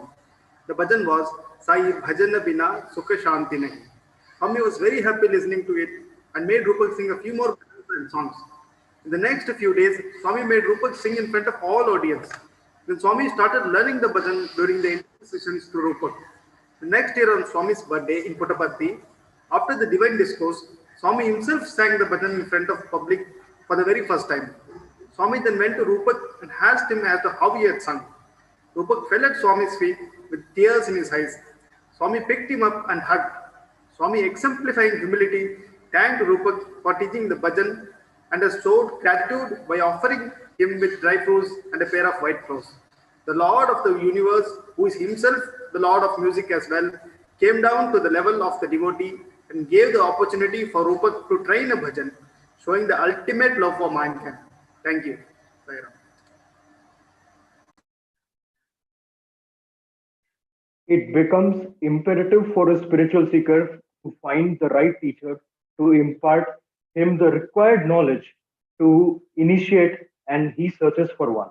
Our Swami, the Kali Yuga Avatara, came as one amongst us to connect with each and every one of us on an individual basis and on a public or mass basis with a simple message: my life is my message, and to spread holistic overall development of manas, vachas, and karmana. Swami's message to the humanity matched every wavelength and frequency in administering the values. Like if a person is an atheist, Swami told him to become a better atheist. If it was a yogi, Swami told, be a better yogi. As such, for every spiritual seeker, Swami connected with the humanity as per their requirement and simplified the essence of spirituality like a teacher is to a student. Anyone from any walk of life was guided by our Swami to embed the idea of continuing your service in any field with the utmost dedication and devotion, and advising us that there is no need to give up what we are doing and tread the path of spirituality. Jai Sai Ram.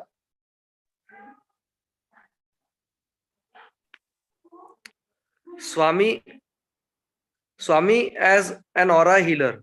Professor Frank Bernowski, an American scientist who has done extensive study on human auras, an aura reflects the mental attitude and the health of a person.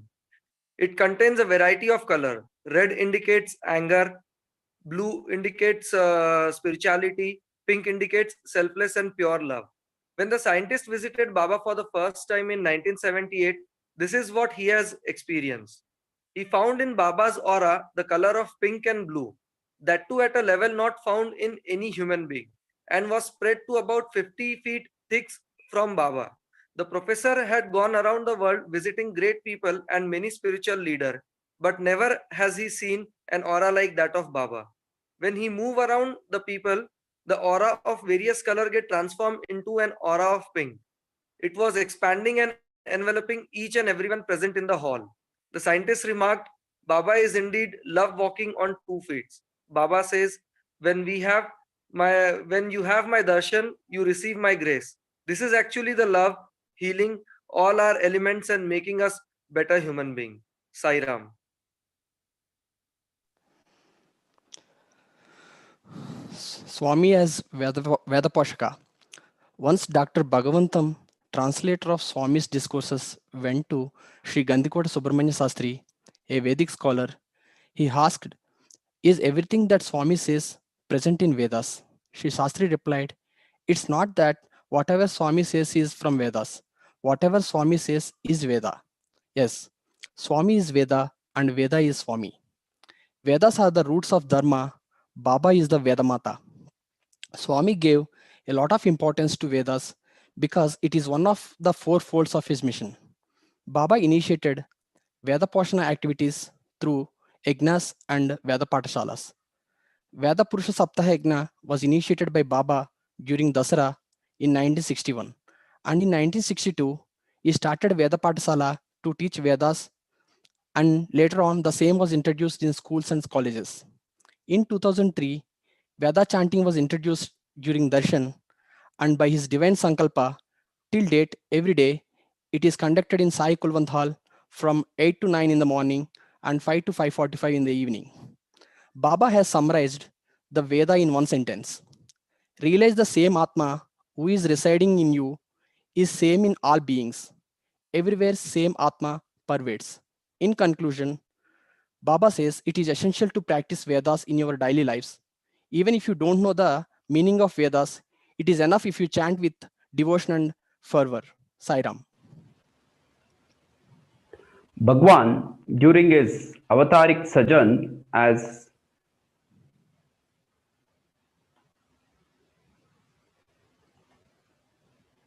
Bhagawan, during his Avataric sojourn as Dharma Samrakshaka, elucidated via his writings, discourses, and his life. But Swami explained Dharma as love in action, touched millions of hearts, sowed seeds of selfless love, taught us about Atma Dharma, Sri Dharma, Purusha Dharma, Varna Dharma, Udyoga Dharma, Putra Dharma, Rajya Dharma, and many more, so as to practice Dharma in daily life. Swami restored Dharma by giving importance to what Brahmins are supposed to do by starting Veda Purusha Sapta Gnana Yajna. This has led to bringing back Brahmins in their faith in the Vedas. In case of teachers, gurus, students, Bhagawan restored Dharma by providing Gurukula system of education and Bal Vikas programs. Bhagawan established temples of healing and provided opportunity for doctors to follow their dharma to treat patients with love and compassion. Swami conducted Aksharabhyasam, Upanayanams, Kalyanams, and Shashtipurtis and restored faith in these ceremonies and taught us to follow dharma as celibate, grihastha, and renunciate. In this way, Bhagawan restored dharma by guiding individuals, families, and every section of society and professional groups. Sairam.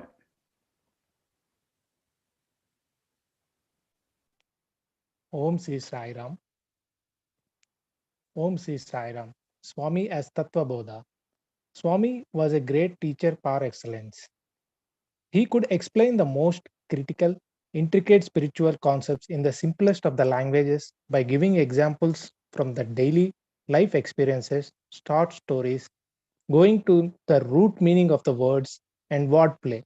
All his sayings and quotes were simple like love all, serve all, but encompass entire philosophy and spirituality. He would say, practice just one such teaching, and that is enough sadhana. Swami dissected words to help us understand the hidden meaning. For instance, what is paropakara? It is combo of para, upa, kara, means sit near him, to keep our mind thinking about God.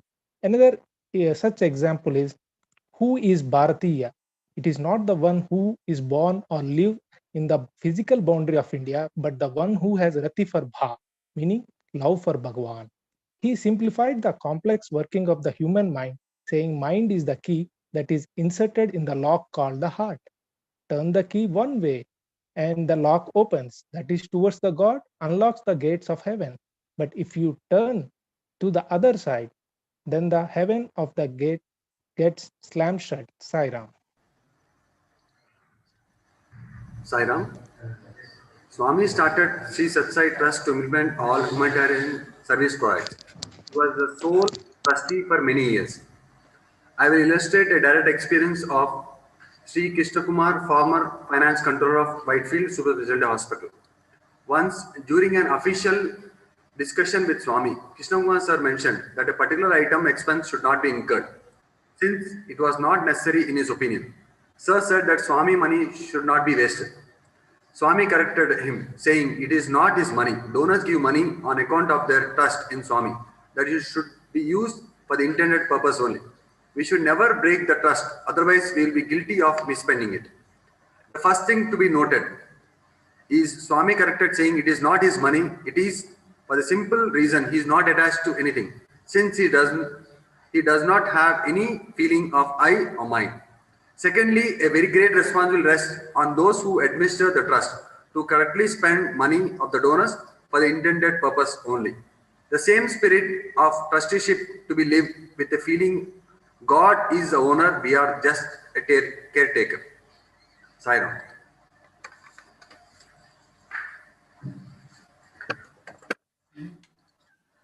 Sairam, I will be speaking of a few qualities of Swami that represents a CEO. A good CEO must have a good vision and mission which is going to benefit the organization and its people. Our dear Swami took the 3 wishes of Mother Ishwaramba as his mission to provide quality education, good healthcare, and clean drinking water to 700 to 750 villages. To talk about the hospital, when Swami made it a plan that it will be built within a span of 1 year, he executed it so well that he found the right people to do the construction, and the procurements of funds was also taken care of. The next quality a CEO must have is to be a role model for the people and for the people to look up to him. As Swami always says, practice before you preach. He always lived up to this statement by following Satya, Dharma, Shanti, Prema, and Ahimsa. Thank you. A CFO is a person who is entrusted with the responsibility of overseeing the financial important role of a company. Bhagawan, as a CFO, has played a very important role in the Sri Sathya Sai mission.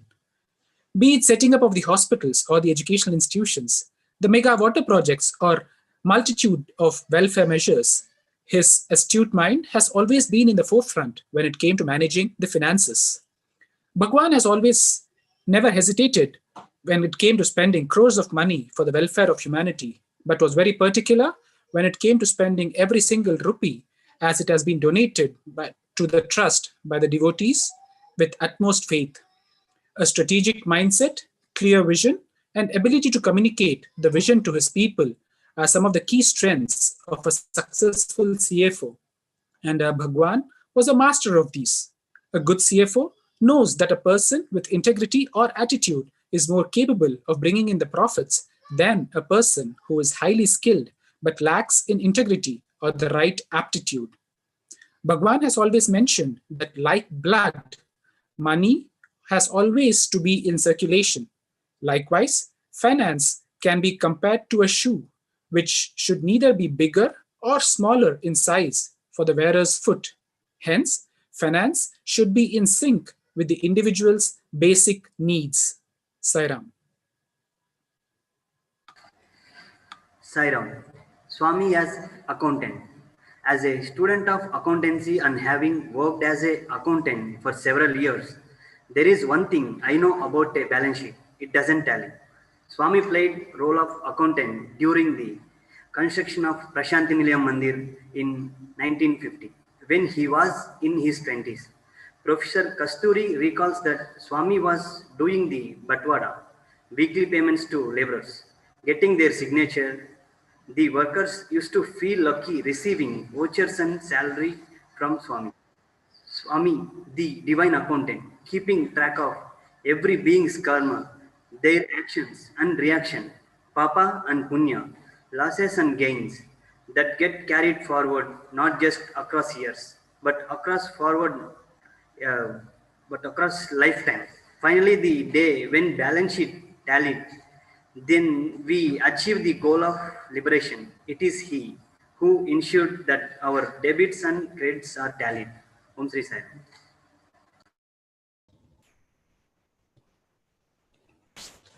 Swami as public relations officer. I would like to narrate two incidents where Swami was a PRO between himself and his devotees. Once a grandma arrived at Puttaparthi and saw a cow herd and asked him where was Swami. The boy told her that Swami will give darshan in Patha Mandir the next day morning. He showed her two wells and asked the grandma to use one for bathing and one for drinking water and told her to rest under a tree. The next day, the grandma came to darshan and was surprised to see that the cow herd was Swami himself. In another instant, a family came to see Swami and they were stuck on the other side of Chitravati river. They didn't know how to cross the river. Then a boy nearby showed them a path and took them to the mandir. Then the boy went to the front door and sat on the throne. The family were awed that it was Swami himself. Swami himself had been the real PRO between himself and his devotees. Swami has always been equally accessible to the common man in the streets and even to the heads of states as well as foreign nationals. Jai Sairam. Swami had personally interviewed many people for each of his institutions. He took lot of care in choosing the right person as the head of institution. He chose Dr. Sapaya for hospital, who was the MS of AIMS. Sri Gokak, who was an eminent educationist, was chosen for the university. When Professor Kasturi first time came to Swami in 1948, Swami gave appointment as his biographer. It was many years later that he wrote the book Satyam Shivam Sundaram. Swami as a single HR managing all the institutions, the team building activity are integrated as part of the organization, whether it is Balvikas program or the service camps. One of the key roles of the HR is to keep people motivated. Swami did this by personally interacting with each individual and taking care of all their needs. Even during darshan, he would regularly monitoring functioning of the organization by asking simple questions like the number of cases posted in hospital. If we as individual consider Swami as the head of our resources, the body and the senses, they are following his teaching and surely satisfy our life reflecting the divinity latent in us. Saira.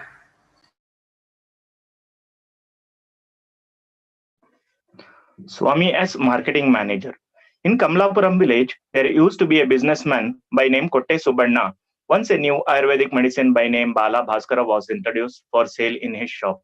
It could fetch him a good profit if popularized. He therefore requested little Satya to shoulder the responsibility of marketing his new medicine. Swami agreed to his request and composed a song about the efficacy of the medicine. He then gathered a few children to go round the nearby villages with placards in their hands and singing the song, which goes thus: Dwarke Dwarke, Bala Bhaskara, Balullara, Balakulara. Swami marketing style is so amazing because it was universal and selfless in motive. He always promoted unity of religions. Whenever any political leader arrived at Prashanti Nilayam, he would specifically ask the bhajan group members to sing Sarva Dharma bhajans. Throughout his life, he propagated love for all living beings and the basic human values of truth, righteousness, peace, and non-violence. Sai Ram.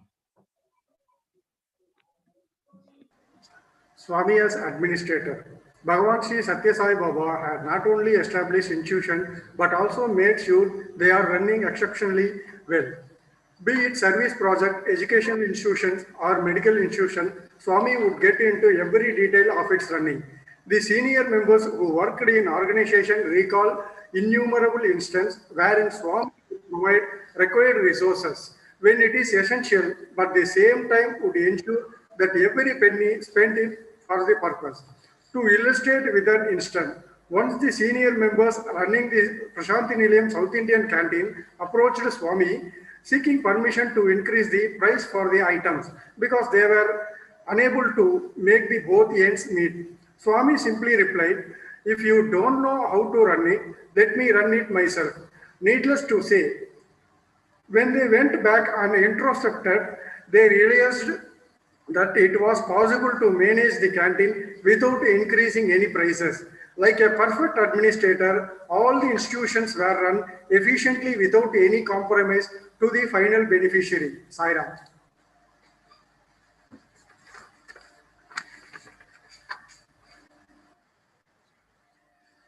Sairam, Swami as event manager.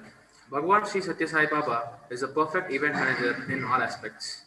Be it a small Upanayanam of a boy or in an inter-room, or a mammoth event like a Veda Purusha Saptaha Jnana Yagnam or an Atirudra Mahayagnam. Swami exemplified an ideal event manager. Sri Vinay Kumar, who was instrumental in Swami's hand in conducting Atirudra Mahayagnam in Prashanti Nilayam, recalls, the dates of Yagna were fixed by Swami were meticulously the location of the Shivalingam, every Homakunda, the layout of this was personally decided by Bhagawan. The coloring of Homakundas, Mantapam, and personally were advised by Swami. He commanded and ensured advertisements went through newspapers all over the country, inviting them for the Yagnam. Another example is during the inauguration of Sri Satya Sai Institute of Higher Medical Sciences, Bangalore, Swami got the stage removed because the chief guest, Sri Atal Bihari Vajpayee, the then Prime Minister of India, had recently undergone a knee operation. Swami personally held hand of Vajpayee and brought him onto the dais. This is a nutshell summarized all the aspects of successful event management. Saira.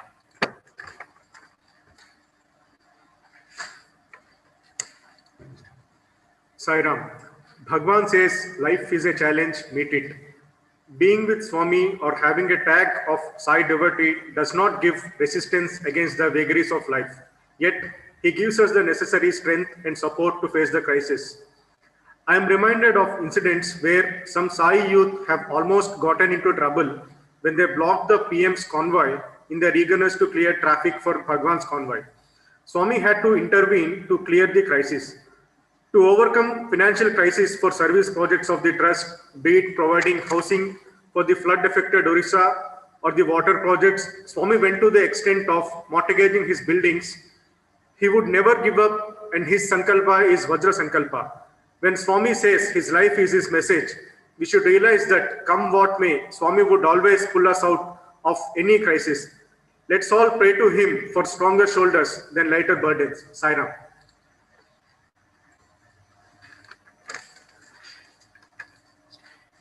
Swami considered Mother Nature as the best teacher. He says she can give enough for everyone's needs, but not enough for one man's greed. Swami therefore advocates sealing and decide, urging people to avoid wasting food, time, money, and energy. By his personal example, he has shown how to optimally utilize resources. Swami would himself switch off the fans as soon as interviews were over. He would not use running tap water for brushing or washing, as he felt that leads to uses of excess of water. When devotees give the envelopes, he would return the covers for reuse.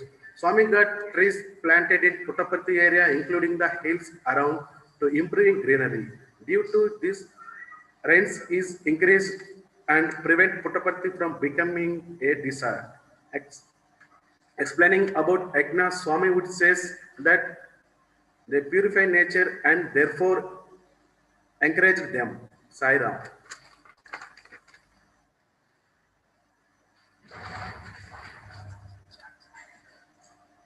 Flourist. Be it any role, Bhagavan always excels.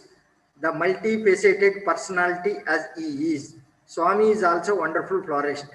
Vijay Kumari, the author of the Kanyadasaranam Nasti, recalls that Swami was fond of flowers and a wonderful florist. He would himself make garlands. He used to tie so meticulously, so perfectly and artistically. On one occasion, Swami kept a competition for devotees to prepare a garland using tulsi leaves, which would suit him perfectly. Swami himself was one of the participants. He used to be so fast that the snap of a finger he would have collected basket full of tulsi leaves. At the end, when all the garlands tried out on him, his would be the perfect measurement of his height, and he was the winner. Swami is one who brings us all together. In his own words, each of us, the devotees are the flowers, and Swami is invisible thread connecting all of us. Sai Ram.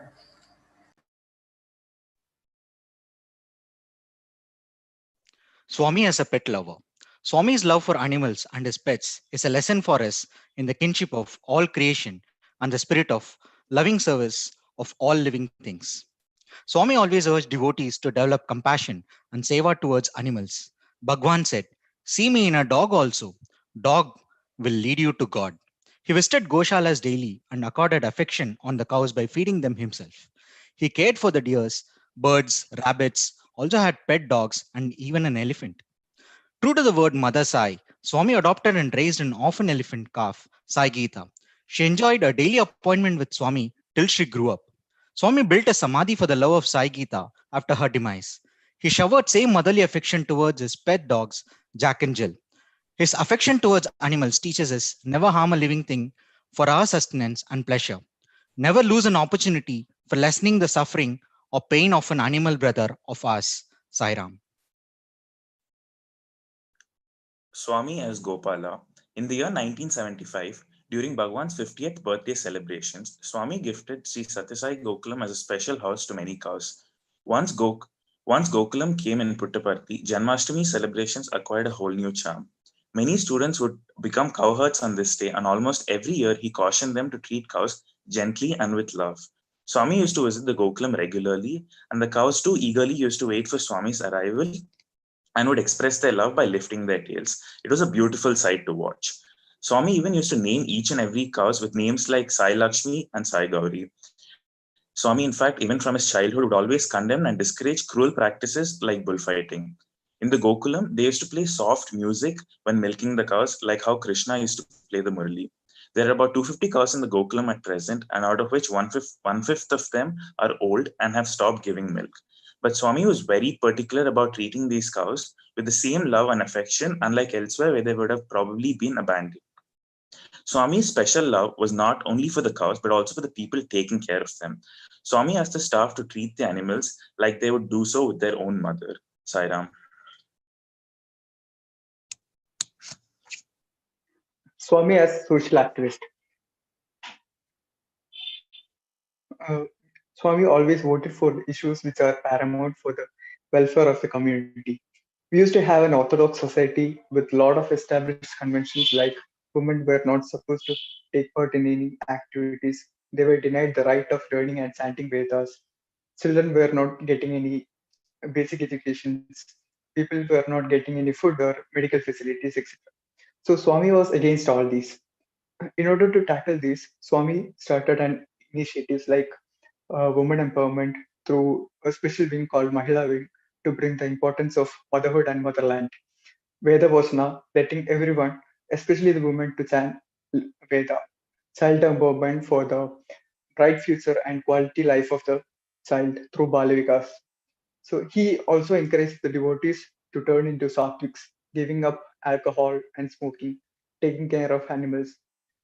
He even set an example through building Gokulam.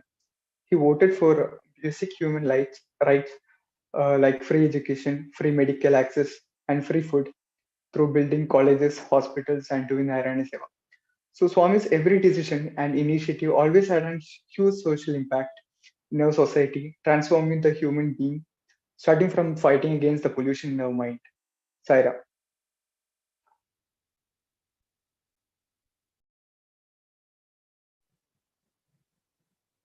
Swami as a feminist. The Vedas say Matradevo Bhava, and Swami revered Mother Ishwaramma as God. All major projects, it be drinking water, health, education, all have been taken up to realize Mother Ishwaramma's dream. In 1968, Swami's vision for starting higher education for women in Anantapur was to revive the dying roots of Bharatiya Samskriti and mold the upbringing of future generations. Swami has always treated women equally as men. Swami contradicted to the social practice that only men can chant Vedas. Swami encouraged women too to chant Vedas. Swami chose Balvika's gurus as women so that they could nurture and fence the tiny tots and make them beautiful fruit bearing trees. Thus, there can be no one who can empower women as Swami has done. Jai Sahib.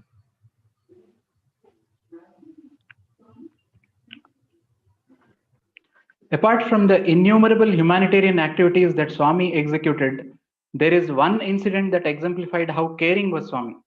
It was during one of the world conferences in Prashantanilayam in 1980 that special RTC buses were arranged to pick up devotees directly from the Dharmavaram railway station instead from the bus stand, so that the devotees don't face discomfort as huge crowds were expected and the regular 15 odd Tonga drivers would fall short and would not be able to cope up. But Swami was not happy about this arrangement, and he summoned Mr. Kutumbarao, who made the arrangements, saying that the Tonga drivers would lose their livelihood for the next 10 days. So he instructed for rupees 100, a high amount those days, to be paid per day to each of these 15 Tonga drivers for the 10 days of the program, and also ensure that the horses don't go hungry during this time. Thus, Swami's care is not just limited to his devotees, but for all beings. Jai Sai Ram.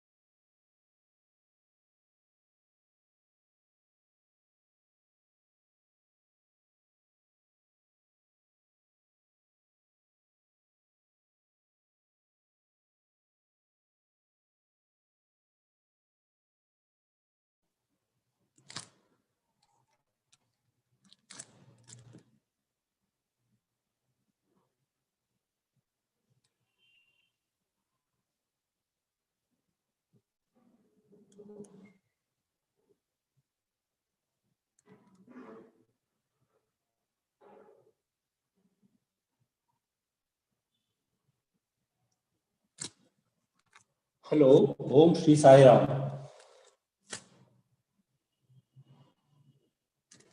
Swami says, Shariram Madhyam Kallu Dharma Sadhanam. Body is the foremost tool for attaining life's goal. Swami set an example on how to take care of one's body. He would eat very little, and being God, he did not have the freedom to exercise by walking outside as devotees would swarm around him. He used to do the morning walk by walking briskly to and fro in his room itself. After dinner, he would walk around the dining table itself. In many discourses, he mentioned that he always maintained 108 pounds. As regards to his physical appearance, his hair remained black and teeth intact till he left his body at the age of 85. He groomed himself meticulously, clean shaven, neat set crown of hair, well pressed robe, all so that the devotees can derive ananda during his darshan. He always had well trimmed nails so the devotees don't get hurt when they take Pada Namaskar. The one who was beyond body conscious consciously maintained his body in perfect condition, an ideal example of duty with detachment. Sai Ram.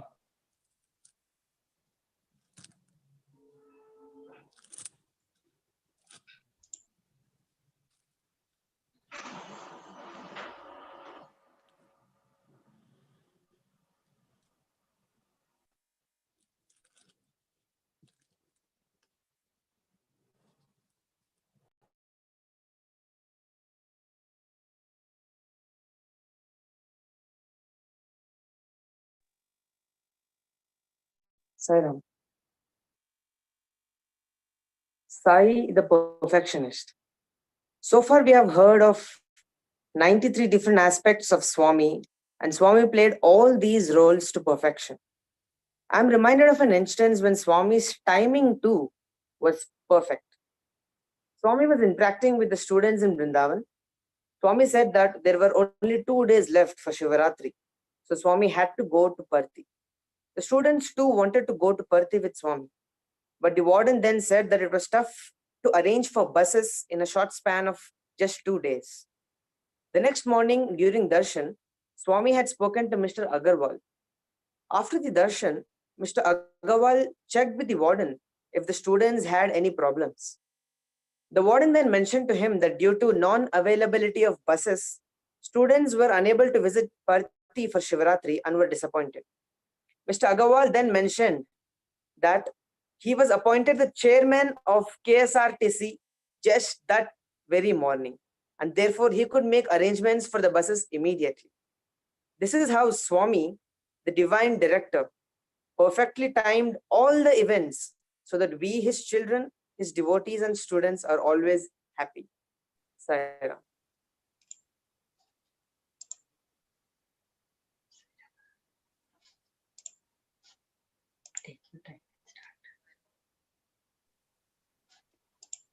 Let me quote the famous lines from the Vedic scripture, Janani Janmabhumischa Swargadapi Gariyasi. Mother and motherland are superior even to the heaven. I will give you some insights to illustrate as to how Swami played the role of a great patriot. Swami always stayed in India throughout his life and never visited any other country except for Africa, which again was done based on one of his devotees' request. On every Independence Day, Swami would always insist the students to hoist the flag before coming to darshan. On Swami's 60th birthday, the Italian Prime Minister gifted Swami with 60 gold coins. Swami immediately asked the Prime Minister if he had informed the Indian government about this gift.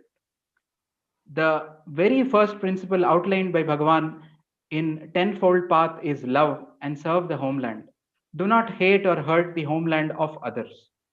All these instances show how Swami's deep love for his motherland.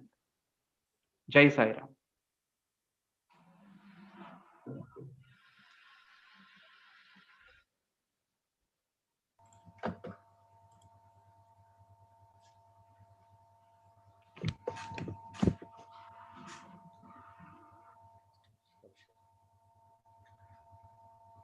Sairam, it was a wonderful experience to listen to 95 young men recalling the 95 different roles that Bhagwan has played in his earthly sojourn. It was a perfect tribute to Bhagwan's mission and message that the youth have taken up this sadhana to read about Bhagwan's various facets. And it is our sincere hope and prayer that with this understanding and with this insight into Swami's life, they are a little bit more richer in their understanding of their own role in their personal, professional, and spiritual lives. Once one of the devotees told Bhagwan how great and ideal Swami was. And then Swami said, uh, the word ideal in Telugu translates to Adarsham. So Swami said, na Adarshame, na Adesham. So in Telugu, Adarsham means ideal and Adesham means command, which means Swami said, my life is my message. My life is the ideal, that is the Adarsham. And that itself is my message, which is Adesham, my command. This is a message. It's the role that Swami has played in his life, the various ideals that he has set in all the different roles that Swami has played, that itself is Bhagwan's command to humanity to actually emulate him and follow the master. We, on behalf of our entire district, we express our heartfelt gratitude to Bhagwan for such a smooth conduct of this offering to him. And we pray to him that he blesses all the participants who have undertaken this sadhana. I personally congratulate all the participants for having come forward and put in their time and effort to participate in this offering. I'm sure they are the final beneficiaries of this. I would also place on record the tireless efforts of all the resource persons and the various coordinators in Samitis who have actually worked overtime and then made this happen, made this into a reality. I would acknowledge the contributions of from our hospital Samiti, SSIHMS Samiti, Sai Kiran, Subbarao, and Gunashekhar for coordinating for the Samiti. From the Kadugudi, we have Surya and Deepak, Ram Deepak brothers, who coordinated for the Kadugudi. From Marthali, we have Sai Mukesh, Rajesh, and Sai Lalit. From the Kundalali, we have brother Sai Bhaskar and Siju Nair. And finally, from ITI and Batrali Samitis, we have Nair sir coordinating for this one. We thank Bhagwan for the wonderful opportunity that is given and express our gratitude for having given this once in a lifetime opportunity for us to undertake this sadhana. We sincerely hope that though it was only for 1 minute, each of the participants would take it forward from here and try to dwell, read and do a swadhyaya and understand more about Bhagwan's life and his teachings. We now will end with Arati. I request Mukesh brother to take it forward. Over to Mukesh.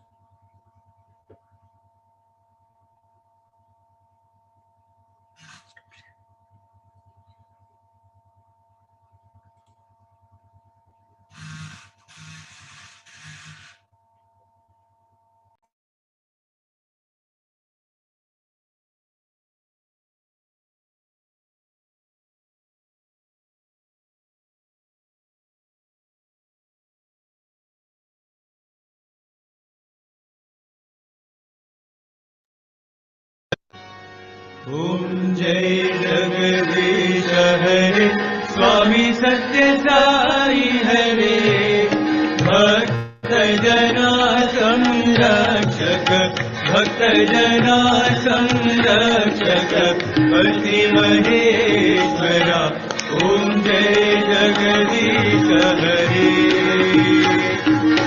Shivadana Shrikara Sarva Pranapate, Swami Sarva Pranapate, Ashrita Kalpalatika, Ashrita Kalpalatika, Apad Bandhava, Om Jai Jagadish Hare. Mata Pita Guru Daivamu Mariyanta Yunire, Swami Mariyanta Yunire, Nada Brahma Jagannatha, Nada Brahma Jagannatha, Nagendra Sayana, Om Jai Jagadish Hare.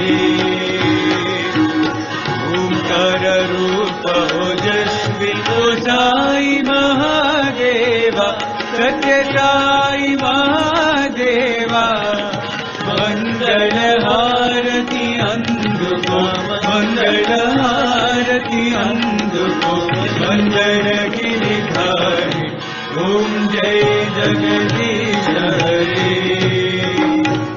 Narayana Narayana Om Satya Narayana Narayana Narayana Narayana Narayana Satya Narayana Narayana Satya Narayana Narayana Om Jai Gurudeva. Narayana Narayana Satya Narayana Narayana Narayana Narayana Narayana Satya Narayana Narayana Satya Narayana Narayana Om Jai Satgurudeva. Narayana Narayana Satya Narayana Narayana Narayana Narayana Narayana Satya Narayana Narayana Satya Narayana Narayana. Om Jai Sadgurudeva. Om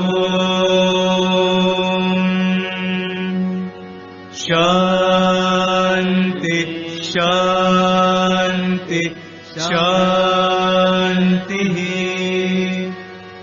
Samasta lokaha Sukhino bhavantu, Samasta lokaha Sukhino bhavantu, Samasta lokaha Sukhino bhavantu.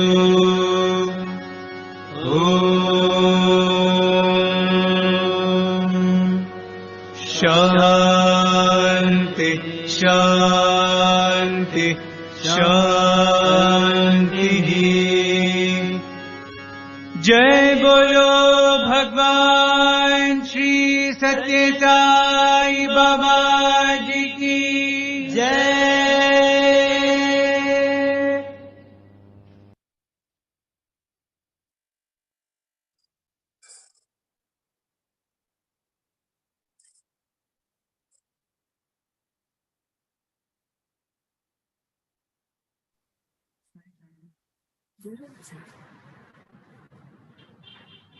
Thank you so much.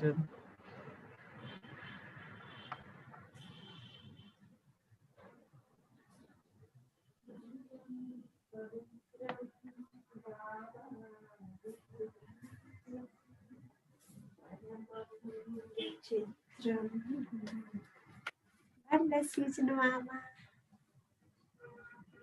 Happy.